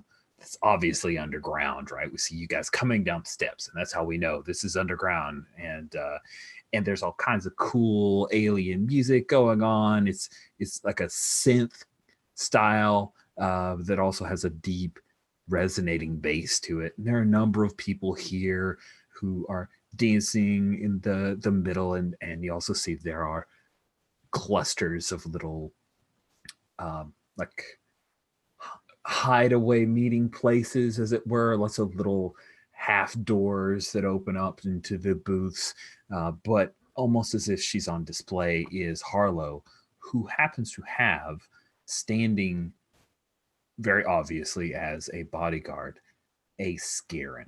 Now this is a full-on Scarran. Scarrans are really, really tough. Like a one-on-one fight with a Scarran, their body just plain naked, it's like they have 3 or 4 armor. They are terrifying. They also have this weird thing where they can like, it's kind of the way this Karvok, you've described Karvok's like mental abilities. They have this like weird phasing thing they can do to people that causes them immense psychic trauma. So I just want to make sure you, the players, know mechanically. Yes, thank you. Is that a cool picture of a Scarran? Oh god, those guys are terrifying. Yeah, and it's the Scarran that's on the far left. Actually, I've dropped a picture of what the Scarran looks like. Its name is Tokot. It's on row 109 of the NPCs. So yeah, full Scarran. Ain't no half-stepping Scarran. Who's just standing guard over Harlow, or standing guard, not guarding on Harlow to not get away, but guarding people from messing with Harlow. And Harlow has this like crazy hookah going on, and she's seated at this brass round table, and she sees you guys when you first come in. But I'm curious, Lost, you're the captain. What's she doing? Oh, so Laws is going to stride in, look around a little bit. Isn't going to stop to get a drink. She doesn't want to insult Harlow in that way. And I think just very nonchalantly saunters up to where Harlow is, stops before the bodyguard, to make sure that everything's cleared. And I would like to engage my sex appeal move. This seems like an appropriate time and not at all offensive to Zifrin. Not a problem, right, Zifrin? You're cool with this? This is her this is her special psychic power. Yeah, that's her. Sexy psychic power. Yeah, I guess. I mean, I can't. There are too many just to. Also, I'm pretty visible, which also isn't very good if I want to kill everybody, and I don't really, because I have a slight headache and I feel weird. And anyways, I can still hit him with my new psychic attack powers or whatever. Totally. And it's actually their choice whether or not they are unsettled or attracted. Harlow, with her haunting yellow eyes and her kind of drawn appearance, she does that subtle head shake to whip back some of her hair. She says, "Oh, I'm glad that you finally decided to come see me. When was the last time you made a payment, Lars?" I say, "Oh, I'm so sorry. We've been very busy trying to get enough money. And we got your message. We got your calling card. And I think I'm going to expend all 3 uses of my liquid assets. Oh, okay. To put it out here on the table. I'm just going to dump pile of money out here on the table. That's pretty good. Let's go ahead and have you roll manipulate. You can do that with advantage because you're using what you're using. That's pretty great. So manipulate is slick. Yep, it sure is. I think that's a 13. Jeez, seems about right. And what does that let me do? They accept my offer or ask me to promise something and will do what I want if I agree. She looks down at all of the ducats that you've dropped on the table. She says, "I'd heard that you come into a great deal of money at the commerce station. It seems that the rumors are true.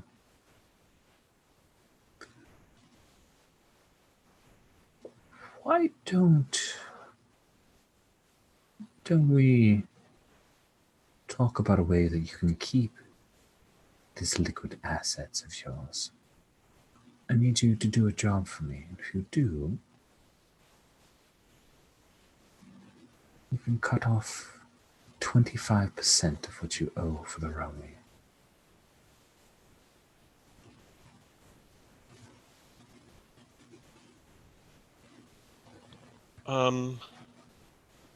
Okay, let's hear what the job is, and we might be able to negotiate, maybe more for the payment and other things that we have. The Scarran Empire came through Dambadar killed my cousin Furlough and caused a great deal of ruckus. They moved on. They left behind a once profitable space station known as the Vandam. I believe you and your crew could enter that derelict, retrieve some particular data spools for me, and some information that I need. Is there anyone else out for this information? I'm sure someone will be out for the information. You should act quickly.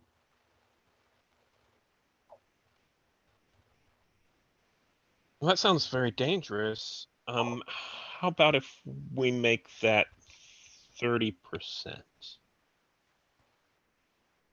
All right.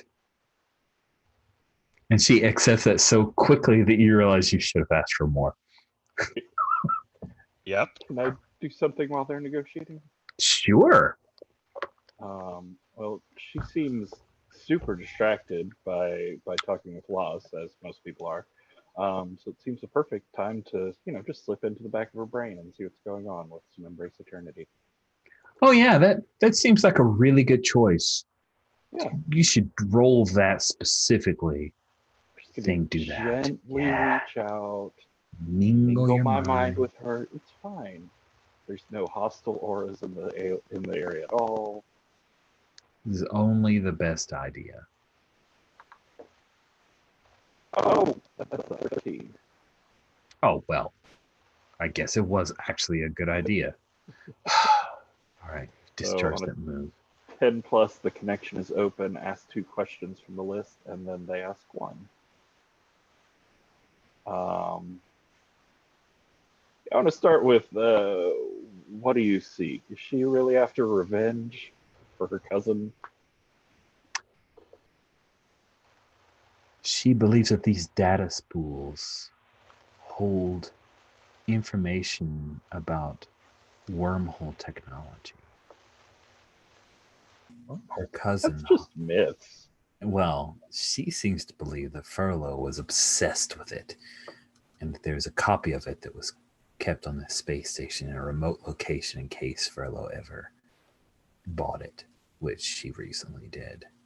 And that is why she's going after it now. Scarran Empire coming by and destroying the space station only made it easier for her.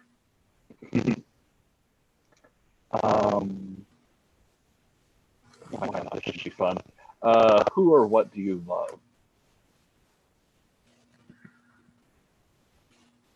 Oh, she's super into Lostrin right now.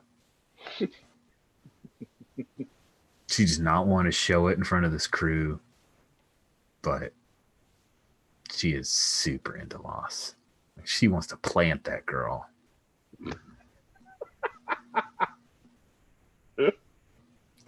Delvian sex joke. All right.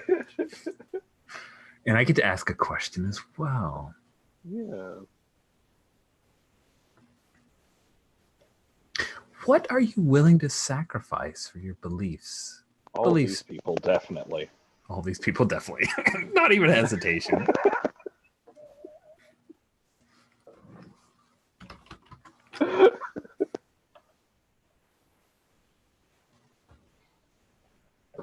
Cool. All right. So yeah, you do all of that right in front of a Scarran who was totally my hard move, but you didn't hard move it. So instead, he just keeps watching you. And especially Karvok. He does not like you, Karvok. I actually think this would be a good opportunity to sort of reach out to a Zivran. I think like I kind of do we have like chairs, tables, or whatever? Sure, Yeah. if you want. Yeah. Well, I feel like I'd pull myself up on a chair, more at Zivran's height, and I say, you know, I feel like that too sometimes, not fitting in. Zifron is clearly What are you talking about? Well, that's what I felt back outside the Romy. Wait, that what okay, I don't know what I thought, wasn't that some sort of attack I did? No, wasn't. Okay, so wait, what did you feel? What did you get from me there, Karvok? I felt that pain and I recognized it. And maybe that pain was too much for Tolvin to bear. I did not mean to send that out. Oh my God, wow, did you think Lars felt that too? I don't know. Perhaps it was only because we were so sensitive that we felt it, and I am far more accustomed to that feeling of loneliness. I apologize. I guess I did not mean to make you uncomfortable. I think I didn't. I'm okay. Look, Karvok, I had this implant put into my head so I would have psychic powers. That was not what I had in mind, though. There's people trying to kill us. There's worse things going on right now. It's true. Yeah, that's worse things than and everybody knowing my secret pain. Fine, great. Hallelujah. It's not a word, but I just made it up. Well, I guess, look, I don't want you to think that you're the only one who has to deal with this, and I don't know what I'm trying to say. I sort of turn away for a second. And I think I think I have an idea on maybe what you're trying to say. I guess. Thank you. Before we withdraw from this lovely scene, Karvok, I need you to roll lean on me because you are supporting a crew member and offering them comfort in a pretty intimate moment between the two of you. All right, that is I'm gonna hope I don't have a negative whatever it is. You're rolling with stalwart. That is a flat 10. Nice. So on a 10 with that move, you're helpful and supportive. You can choose to. So you can choose to give Zifra an advantage on the next roll, or you can help them clear one stress. C said, It's on the basic moves on under social moves if you want to look at or you aren't put. Okay, I'm definitely choosing you aren't pushed to your limits or exposed to danger or complication. You bet. And does Zivrin have stress? Yeah, Zivrin can clear stress. Oh, thank you. I think that's probably more useful there. And I'm wondering if that works for Heart of Glass. Oh, yeah. Totally. Heart of Glass. Let your guard down and share a tender moment with someone. Remove all storm. Nice. And mark XP. Let's pick that up with that Look at you. You got your, failed roll from earlier. You got your drin in a group, man. Nice. There we go. What? So nice and sweet and mechanically healthy. And wait a second, this is Farscape. You need a far helium or something, Karvok. I think you probably see it wrapped up with this sort of, awkward moment of wrapping it up clumsily. Yeah, well, they both have no idea what to say next. And anyways, we're standing in Harlow's den while having a moment. I mean, it's totally super appropriate. Nice. I'm sure somebody's got a drink that is very gladly taken. Nice. So, Tolvin, you had your little connection with Harlow. Loss, you have negotiated with Harlow. Is there anything you guys wanted from this scene, or do we skip? Because this last session, I'm trying to like hard cut stuff. So, is there anything else you want from the scene, or do we skip to you guys in the Romy having your conversation? Yeah, let's All right. just go ahead and skip. Yeah. Sweet. So we just hard cut from Karvak grabbing a drink and sloshing it down, and he, I don't know, belches. I don't know. It's like Farscape, so I think maybe a Hynerian belching is a great thing. And then the camera like goes down his mouth, and then the blackness of that is then the space, and the Romy zips past, and we cut into the pilot's chair where Loss is there, all relaxed because you've got the comfiest seat in the entire ship right there when you pilot the Romy. And I think maybe Tolvin, you should probably share with the others what you saw, but it's okay. You don't have to, but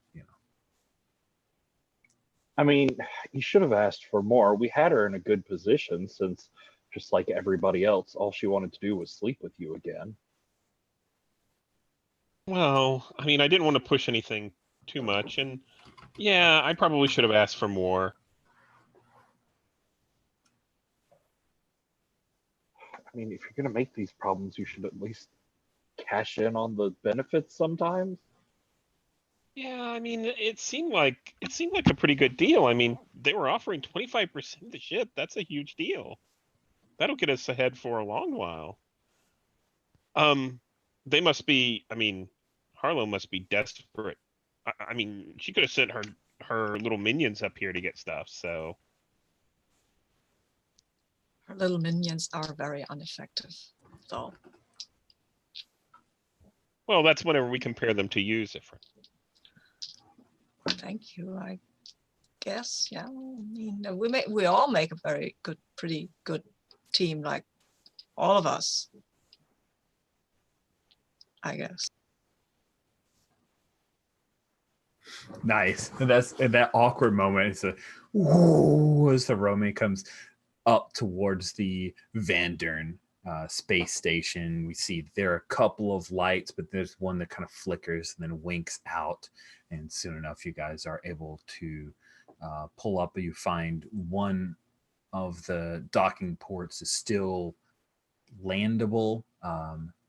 And just because it's Farscape, there is breathable air on most of the sections of the ship. So, otherwise you guys are wearing helmets and it's a TV show. We need to see your faces. So Let me guess, there's also gravity.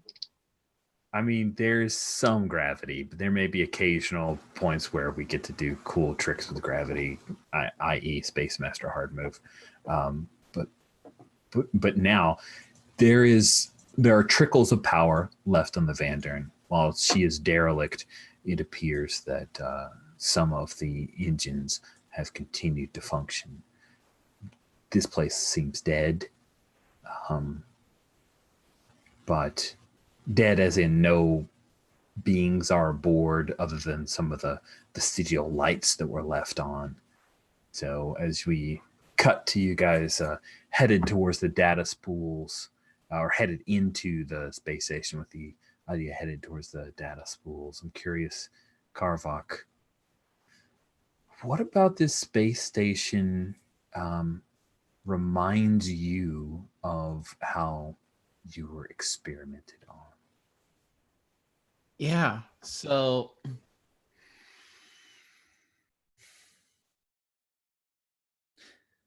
I think there's this constant, like, very hard to hear unless you stop and listen, but there's this constant whine in the background. When Karbach was experimented on, in combination with the surgeries, like he was exposed to a lot of sounds in very strange frequencies, just constantly for hours on end. Then, pushed him over the edge several times. And, hearing that sort of whine in the background, you know, that constant high-pitched noise takes him back to that. Oof. Go ahead and take a storm. Dang, great description. That is pretty terrifying. Yeah, that is awesome. So you guys are moving along. Zifrin, you heard that bit that Tolvin said again? Did you know that Loss and Harlow had hooked up? I did not, but I mean, I guess since it's Harlow's ship and Lars has it, I'm under no illusion about Lars's love life. I mean, yeah. Okay, so they hooked up. They didn't this time. That's what I'm, that's, yeah. See, it's good. Things are looking up. Oh, good. You didn't say the yet part. Okay, good. Okay, they did this time. Awesome. James Delphian. Yes, she's so different from in every way. Tolvin, I assume you asked the Bannocs to hang back on the Romy?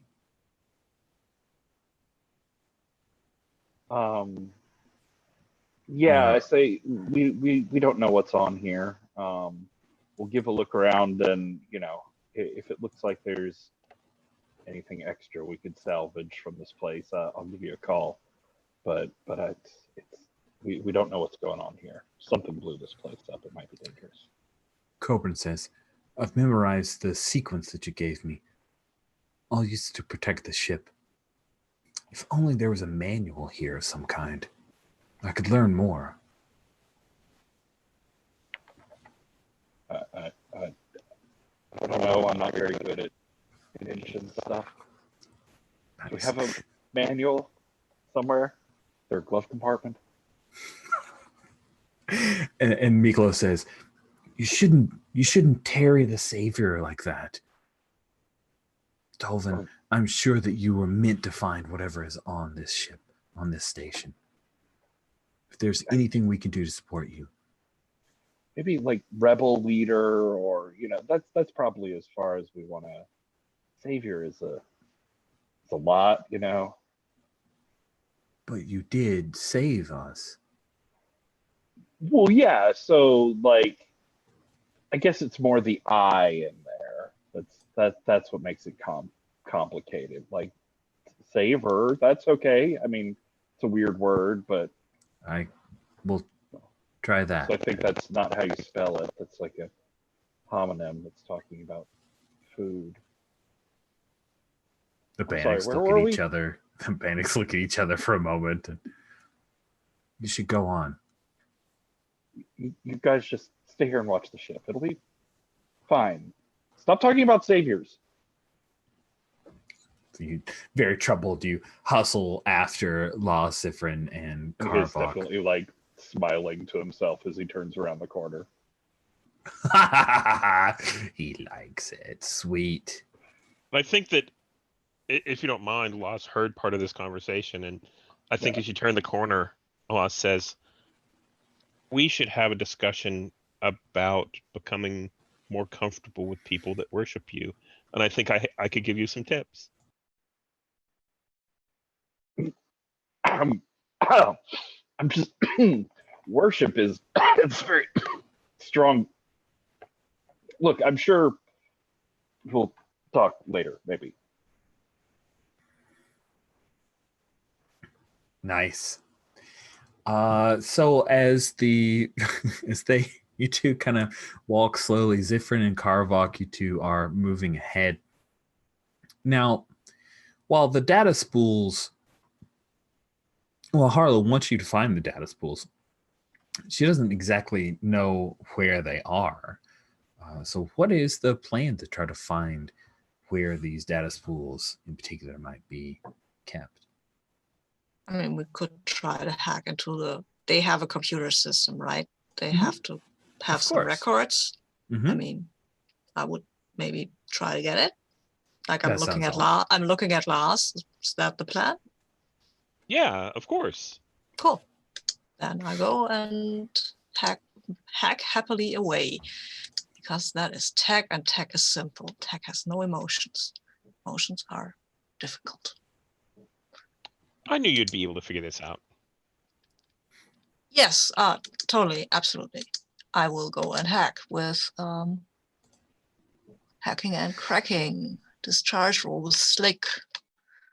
Can I lean on me with this? You certainly should. I recommend it. I'm gonna do a scanner. I'm gonna use my scanner to Uh-huh. try to help to find a good port, something that has good power. Uh-huh.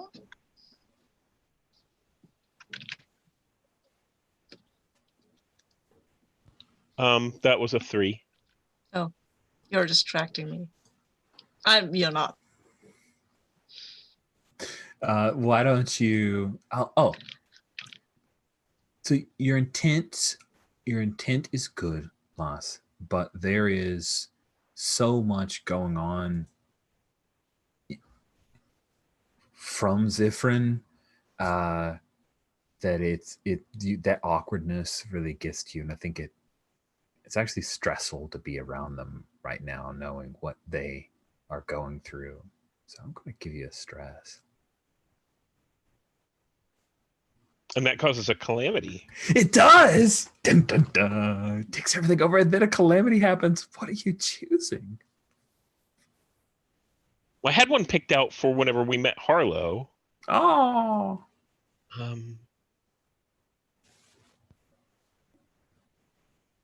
Ooh. Well, that one sounds obvious. The first one is you come into a possession of something extremely rare or valuable, but it's stolen or illegal. Ooh, fun. And there's a move when they corner you. So I think this is someone after that. There's a move when they corner you. Wait, what? There's a move under calamities that says when they corner you, roll with slick. No. That just goes with the very last one. Oh, okay. Sorry. Yeah, that I probably could have formatted it a little better. So that last one is all one calamity with a move. That's basically you trigger that. That's the last calamity you take. Oh, so it's interesting because like a lot of my calamities are an old flame with influences reaches out to rekindle a relationship. But so it makes sense with all of them. Like all of them are people that could corner me. So yeah, no, it does. None of the others have a move that apply with every. But you totally, I can see how you'd read it that way. But that's not the way it actually works. So as far as finding something extremely rare or valuable, let's look at the black market gear thing and see what could be on there. Yeah, or maybe you find the wormhole thing we were looking for, the Harlow wanted us to look for, right? I mean, that could be an option, but I don't want to steal Rich's thunder or your thunder with hack and slash. Exactly. Yeah, that's a fair point. Yeah, take a look at rare gear and black market gear. See if there are any of those that are. And please don't take tactical cloak. It's the tactical cloak gang. Why am I always all alone in these missions? Everyone just disappears. They're like all walking down a hallway. We cut to some Keedver or something, and we come back, and it's just Telvin. Guys. So Miklo pops his head. What? So how about if I think what happens on screen is I'm so distracted and I'm looking around, and I'm moving around with a scanner pointing it at different things, and I just got it. I'm not sure what exactly this thing is, and I kind of lean up against where there's some debris, and out pops some power armor, but this is Scarran power armor, so it wouldn't fit any of us, and it's super scary. It's like, oh, and I kind of screech a little bit and step back, but that's a big deal. Yeah. And we just saw a Scarran, right? Yeah, Scarran power armor. So power armor, at least in Impulse Drive, I'm fine if the existing in Farscape. It basically is a much more nimble version of like the Aliens load lifter type deal. Like it's a literal it's armored assist type deal. So it has like a weapons platform on it, and yeah, that would be terrifying. And Scarran size means it probably has a somewhat serpentine look to it. It's not bulky and square like a humanoid. And something that looks vaguely like painful and maybe statist. Yeah, little Iron Maiden action going on there. That sounds very scary. Yeah, I think Why they're do like they put spikes inside their armor? Not even. Those spikes like hit particular nerves to make it easier to control the Scarran power armor. Yeah, this thing on the open market, well, you're not going to sell it in the open market because then the Scarran Empire will come after you for having it. But on the black market, you can make some serious money off of this. Yeah. And we happen to have just noticed someone who has a Scarran employee. So I know. This is going to make her so happy. Sifrin, why don't you go ahead and roll the hacking and cracking? Let's see how well that goes.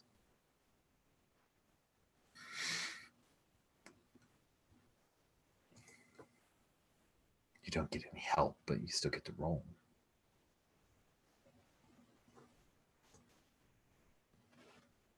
Are you talking on mute, Sabine?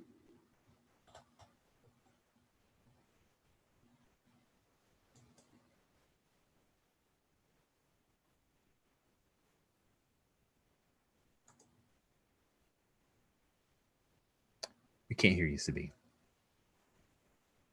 Okay, I thought I had unmuted myself. So, okay, I don't want this to take a while. This place is creepy, and then Lars is yelling or giving a little scream, and that kind of puts me on edge. So I will totally do pretty much a hack job.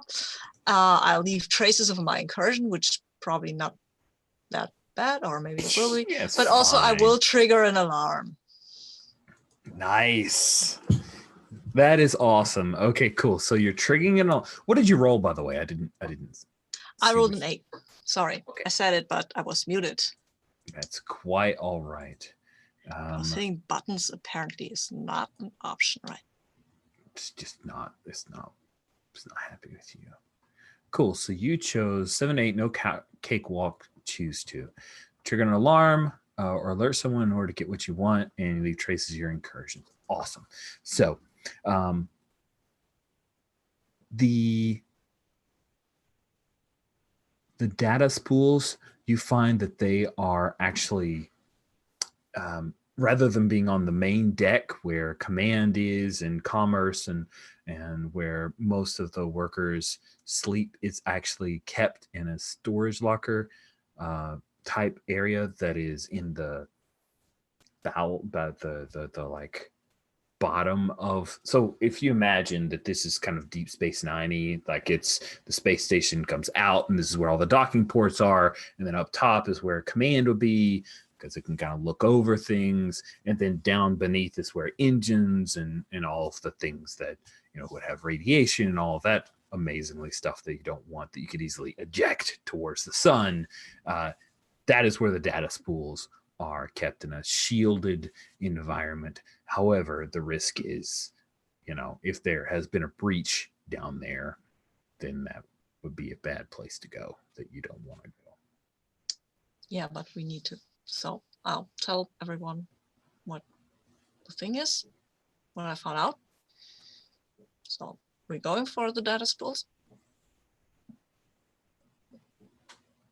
Sure, we're going for the data spools. I mean, that's why we're here, right? That's right. Yeah, we have to. Cool.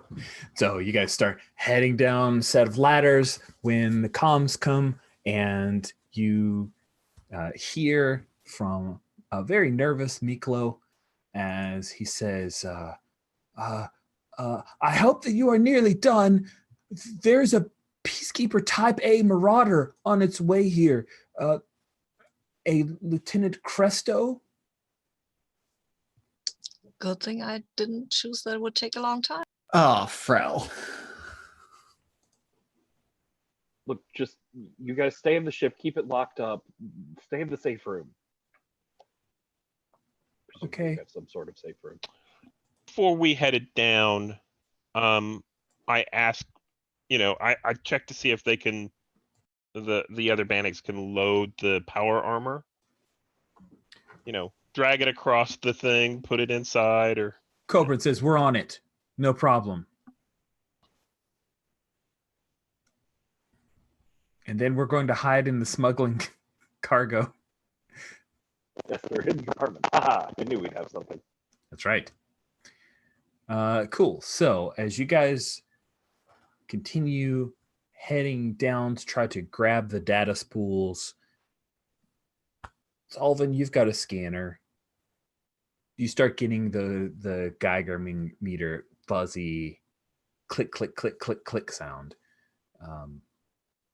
Those data spools, they're in a shielded compartment.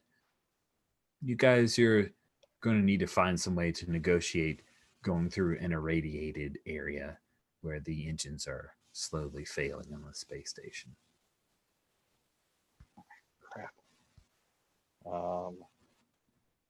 Yeah, I guess I'll do a search around. Are there any like emergency or technician suits for working on the engines here? Why don't you scope it out?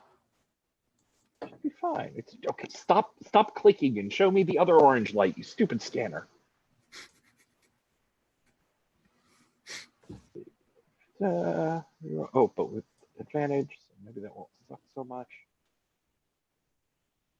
Ooh, much better. 10. 3 questions from Scope It Out.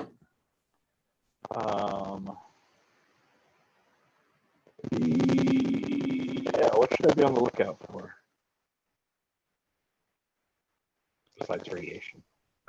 Yeah, I mean, besides radiation, besides Lieutenant Cresto making her way here, Fine. that's it. Really, those are the things to look out for. You're aware of all the threats right now. That's good to know. Yeah. Ensuring. What's my best way in? Would that be a way to find some sort of like suit or something? Yeah, you're able to find. There are 3. There are 3, not HVAC, but like 3 rad suits. Yeah, rad suits. I'll just use that. None of them are Hynerian sized. Speciesism, dude. And the ever popular who or what is not what they seem. Oh, Tolvin. Zifrin has the ability to see the future. Wait, what? Yeah, that device that they have in their head allows them to see people's future. That's the secret that Zifrin is.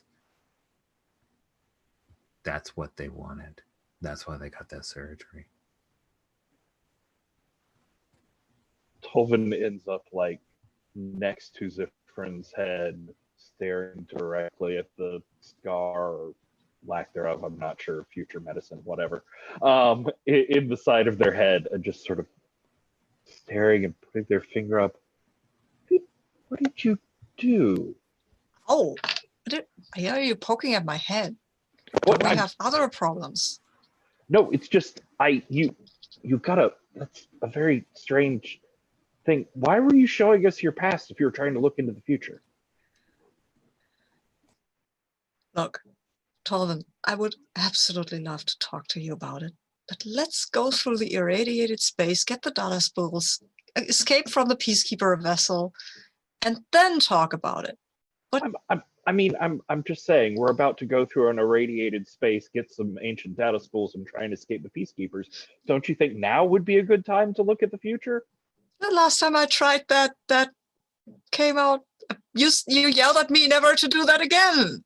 No, I just said don't do it that way. That was wrong. Obviously, do it the right way.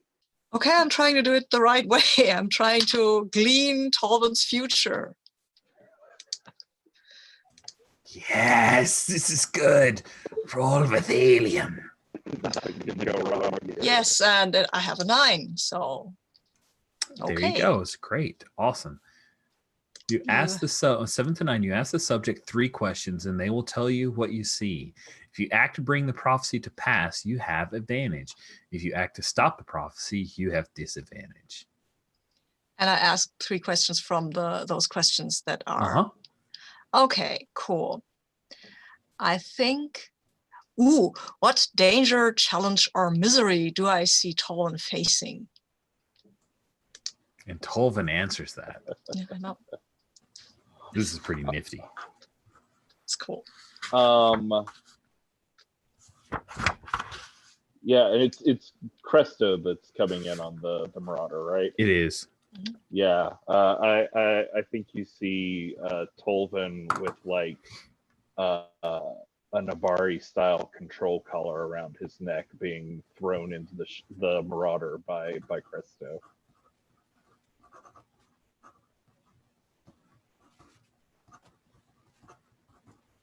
Okay, that's terrible. And what? Okay. So next question I have is what?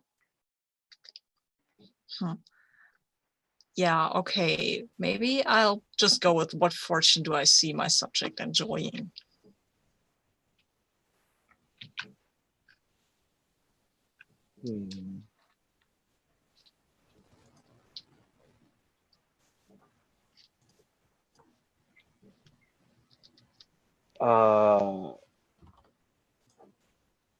Is there maybe like someone hiding on this station that we missed?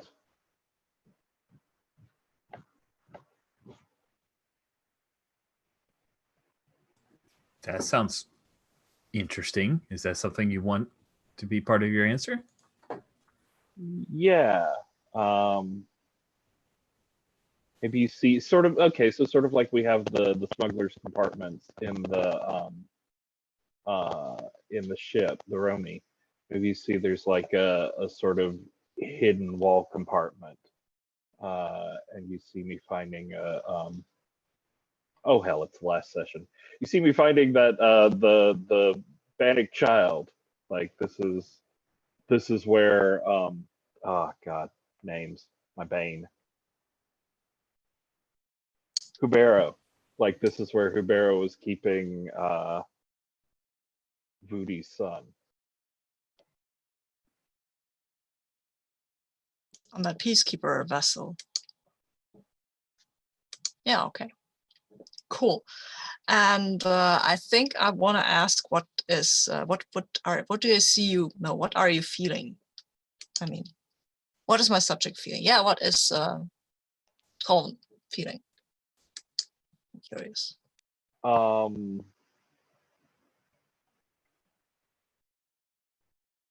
think mildly terrified. Of and for you. So it's sort of that line where you can't tell if he's worried about you or worried like about what you do.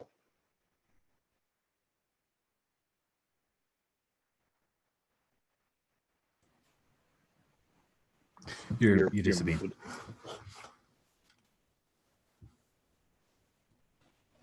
Muted, damn. So the prophecies that you will be brought onto the Peacekeeper vessel with that Nabari disciplinary collar on, but you will see the Bannock child there, and you will feel kind of worried about me. Oh wow, okay. That is a prophecy that I would like to stop, but that means I will get to roll with disadvantage. The Bannock child is on this station, right? Is it on this Yeah, station or that's is it what on I the Pisk? Oh, it's on I this was station. going for the station, yeah. It's on the station, okay. Cool, I will inform you now that there might be a Bannock child on this station. I mean, I saw one. Really? And also, yeah, maybe. Also, you should avoid Maybe. Cresto at any cost, really. Maybe just let's just keep you out of her hands, because that's not going to go well for you at all. I wasn't planning on running into Cresto's arms, but yeah, let's get this done and we'll get out of here. Yeah. Thanks. You see, that was useful. Everything's gonna be fine now. I'm not so sure about that.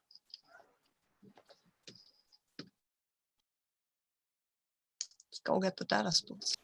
All right. So Tolvan and Zifrin were having this conversation. Lost, you throw on the rad suit and try to head down to retrieve the data spools? I think Lost takes the different suits and kind of hands ones to Tolvan, hands ones to Zifrin, and then hands the other to Karvok, and it's just comically large, right? Mm-hmm. Like, oh, I guess I have to wear this one, and I think I think I put it on, but I'm not super happy about it.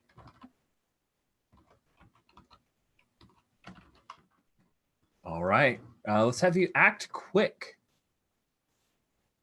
to get down there without any trouble and get to the data spools. So you wanted me to roll this?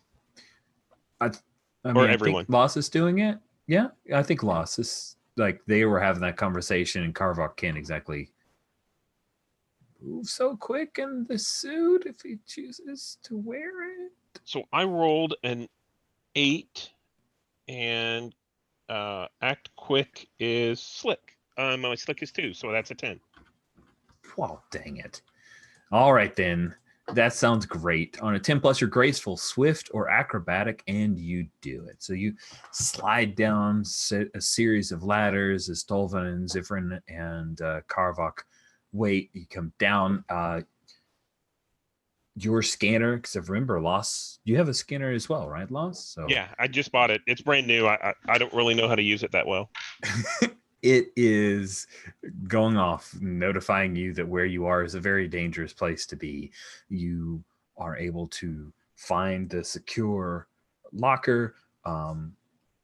But yeah, if you want to try to open it up on your own without your hacker and cracker, you can, or you can try to call Zifrin down here. So I think this is a job for Zifrin. I mean, I'm not sure how to crack this thing open. So I think I radio back up to them and say, hey, I need for you to get down here. I think I found the locker, but it's all locked up. So Sure, I mean, let's see about that. oh, even better, I need your help. Of course, I'll come running. Sweet. So let's have you roll with Slick as well. Can I assist? Sure can. Basically tell them this is what I noticed on the way down. Yeah. You can give them a heads up on the. Yeah. So I rolled a 6 and my stalwart is a 0, so that's a 6. Awesome. Okay. Yeah. I'll So go ahead, different, and just roll the roll act with quick. Slick. Yes, I'll roll. I have to. Yes. Oh, I've got an 8. So okay. I guess. All right. I'll take 1 stress. I'm pushing myself because, I mean, Lars said the magical words. I need your help. Of course, I'm stressing myself out. Sweet. So you get down there, Zifrin, and then you hear over the comms, Loss, you hear Cobran say, they're too close. They're headed straight for the space station. I'm sorry, we'll come back for you. Damn. And that's the cliffhanger, right?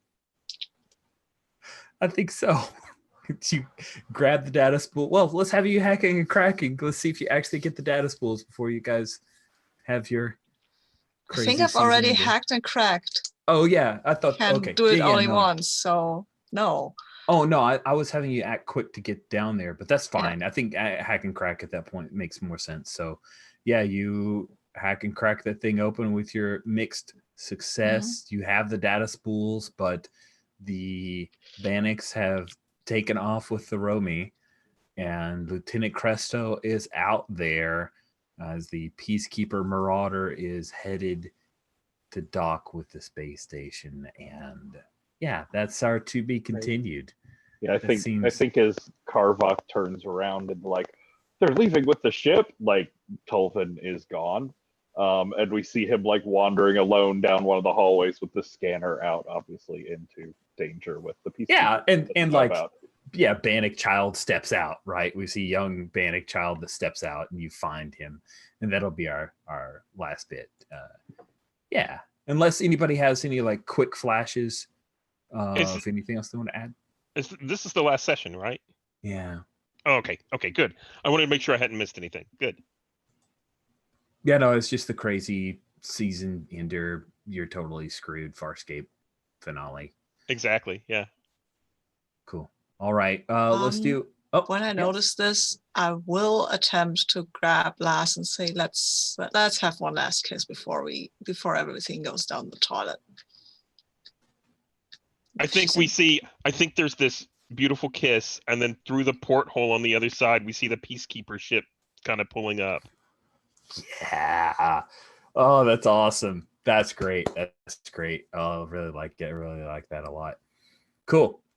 Let's go ahead just mechanically because it's part of the game and it's fun. Let's do our cliffhanger. When we reach the end of an episode, go through the following. Take your turn reading your 3 hooks. We will start with Loss. If you could read your 3 hooks. Tolvin isn't a leader anymore, and I don't have to take their orders. Karvok is an easy mark, and I'll wrap them around my smallest digit. And I slept with Zifrin, and now they're jealous.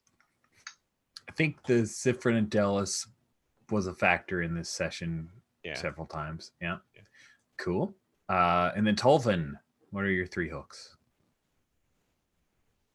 I'll teach Karvok that not every problem can be solved with violence. I think, honestly, I might be losing that argument this session. Lost can't keep it in their pants, but I found the perfect solution. No more problems. Tied in with different might be the calming influence Captain Lost needs. I definitely tried to poke that hornet's nest with a stick. And then my order is hunted by the Peacekeepers for our beliefs. I must stay incognito, and that feels like what the start of the next season, the conclusion of the cliffhanger would be about. Yep. Cool. All right. Mark that XP. It's just 1 XP if any of the hooks are applied, and I see a couple of them that felt like a Karvok. What are your hooks? All right. First hook. Tolvin gets under my skin. I want to show him that I'm better than he thinks. Second hook, Lieutenant Cresto ruined my life. I will see her destroyed. And third hook, I'm at the mercy of my fear and must struggle against its impulses. I actually explicitly invoked the third one. Yeah, absolutely applied. So there you go, for sure. And Zifrin. I'm very jealous of Tolvin's wisdom and worldliness. Last friend is important to me, and I'm trying to deal with my jealousy. Well, okay. And I'm addicted to adrenaline. I take risks just for the thrill of it. Yeah, well, at least the last one and the middle one as well, I guess. So. I agree. Mark that XP. And now ask the following questions and answer them as a group. Did you complete a mission or contract? No, I don't think so. All right. Did you learn something new and important about the universe? Yeah, about the station, maybe. Or hey, maybe that. Sorry. No, go ahead. Yeah, I mean, I have visions now, and I can project my thoughts. Yeah. I was going to say the Bannock child is probably a big deal. Yeah. Yeah, that sounds good. I like it. So that's definitely an XP for everybody. Did you make a new enemy or thwart an existing enemy? I mean, that's how we live, right? Kind of. We're kind of in the process of messing with Harlow. Yeah, thwarting Harlow's hold over us. You also took away her gang. Yeah? Yeah. So you thwarted her there. So definitely get an XP there. So that's 2 XP. And just kind of saying it out loud, I went ahead and cleared your debt fuse and your payments, assuming that you bring this status pool back. If you don't, then the debt fuse goes back to 5 and your payments go back up to 20 because she gave the assets back to you saying, do this job for me. So that will bring our 4-session series, this season of Farscape, to a close, friends. And that's pretty wonderful. Let's do so quick. We have 4 minutes. We can do a very fast, just 2 stars, because I know what the wish is for me, and I assume wishes be similar. So 2 stars. We'll start with Sabine. What are 2 stars you'd like to hand out? Oh, that was so much. I really enjoyed the whole thing where we had to save Lars from these goons, I guess. That was a lot of fun. And I also enjoyed the whole, hey, let's go and intimidate those whatever they are called. And I also enjoyed everything that every talk I had with everyone. Like, oh yeah, the failure of the device. That was nice. That was really nice. And, Cool. And I give a special star for all your faces, because you are all very expressive people, and I really love seeing you laugh and react, and that's a lot of fun. Awesome. Thanks, Sabine. Andy, 2 stars, friend. Yeah, if I had to single it out, I would say 1 to Sabine for just playing into that nice scene towards the end there with Karvok and Zivrin. And just kind of leaning into the great awkward nature of that. And then 1 to Patrick for just continuing to explore really cool, really different angles with Tolvan. It's like, okay, here, let's mind meld with Harlow, or, you know, having that whole element of the Bannocs as an important mission, that's really cool. Sweet. Thanks, Andy. Patrick, what about you? 2 stars. I definitely want to give you a star for like Rich, for high marks in Farscapeness this time. Your diagnosing voice was delightful and really good, actually. Thank you. And just the whole like complicated, unsolvable mess that we ended up with for our season cliffhanger there was very Farscapey and very nice. I'm sure they will fix it all in the first 5 minutes of the next episode and throw out all those plot hooks like they're trash. But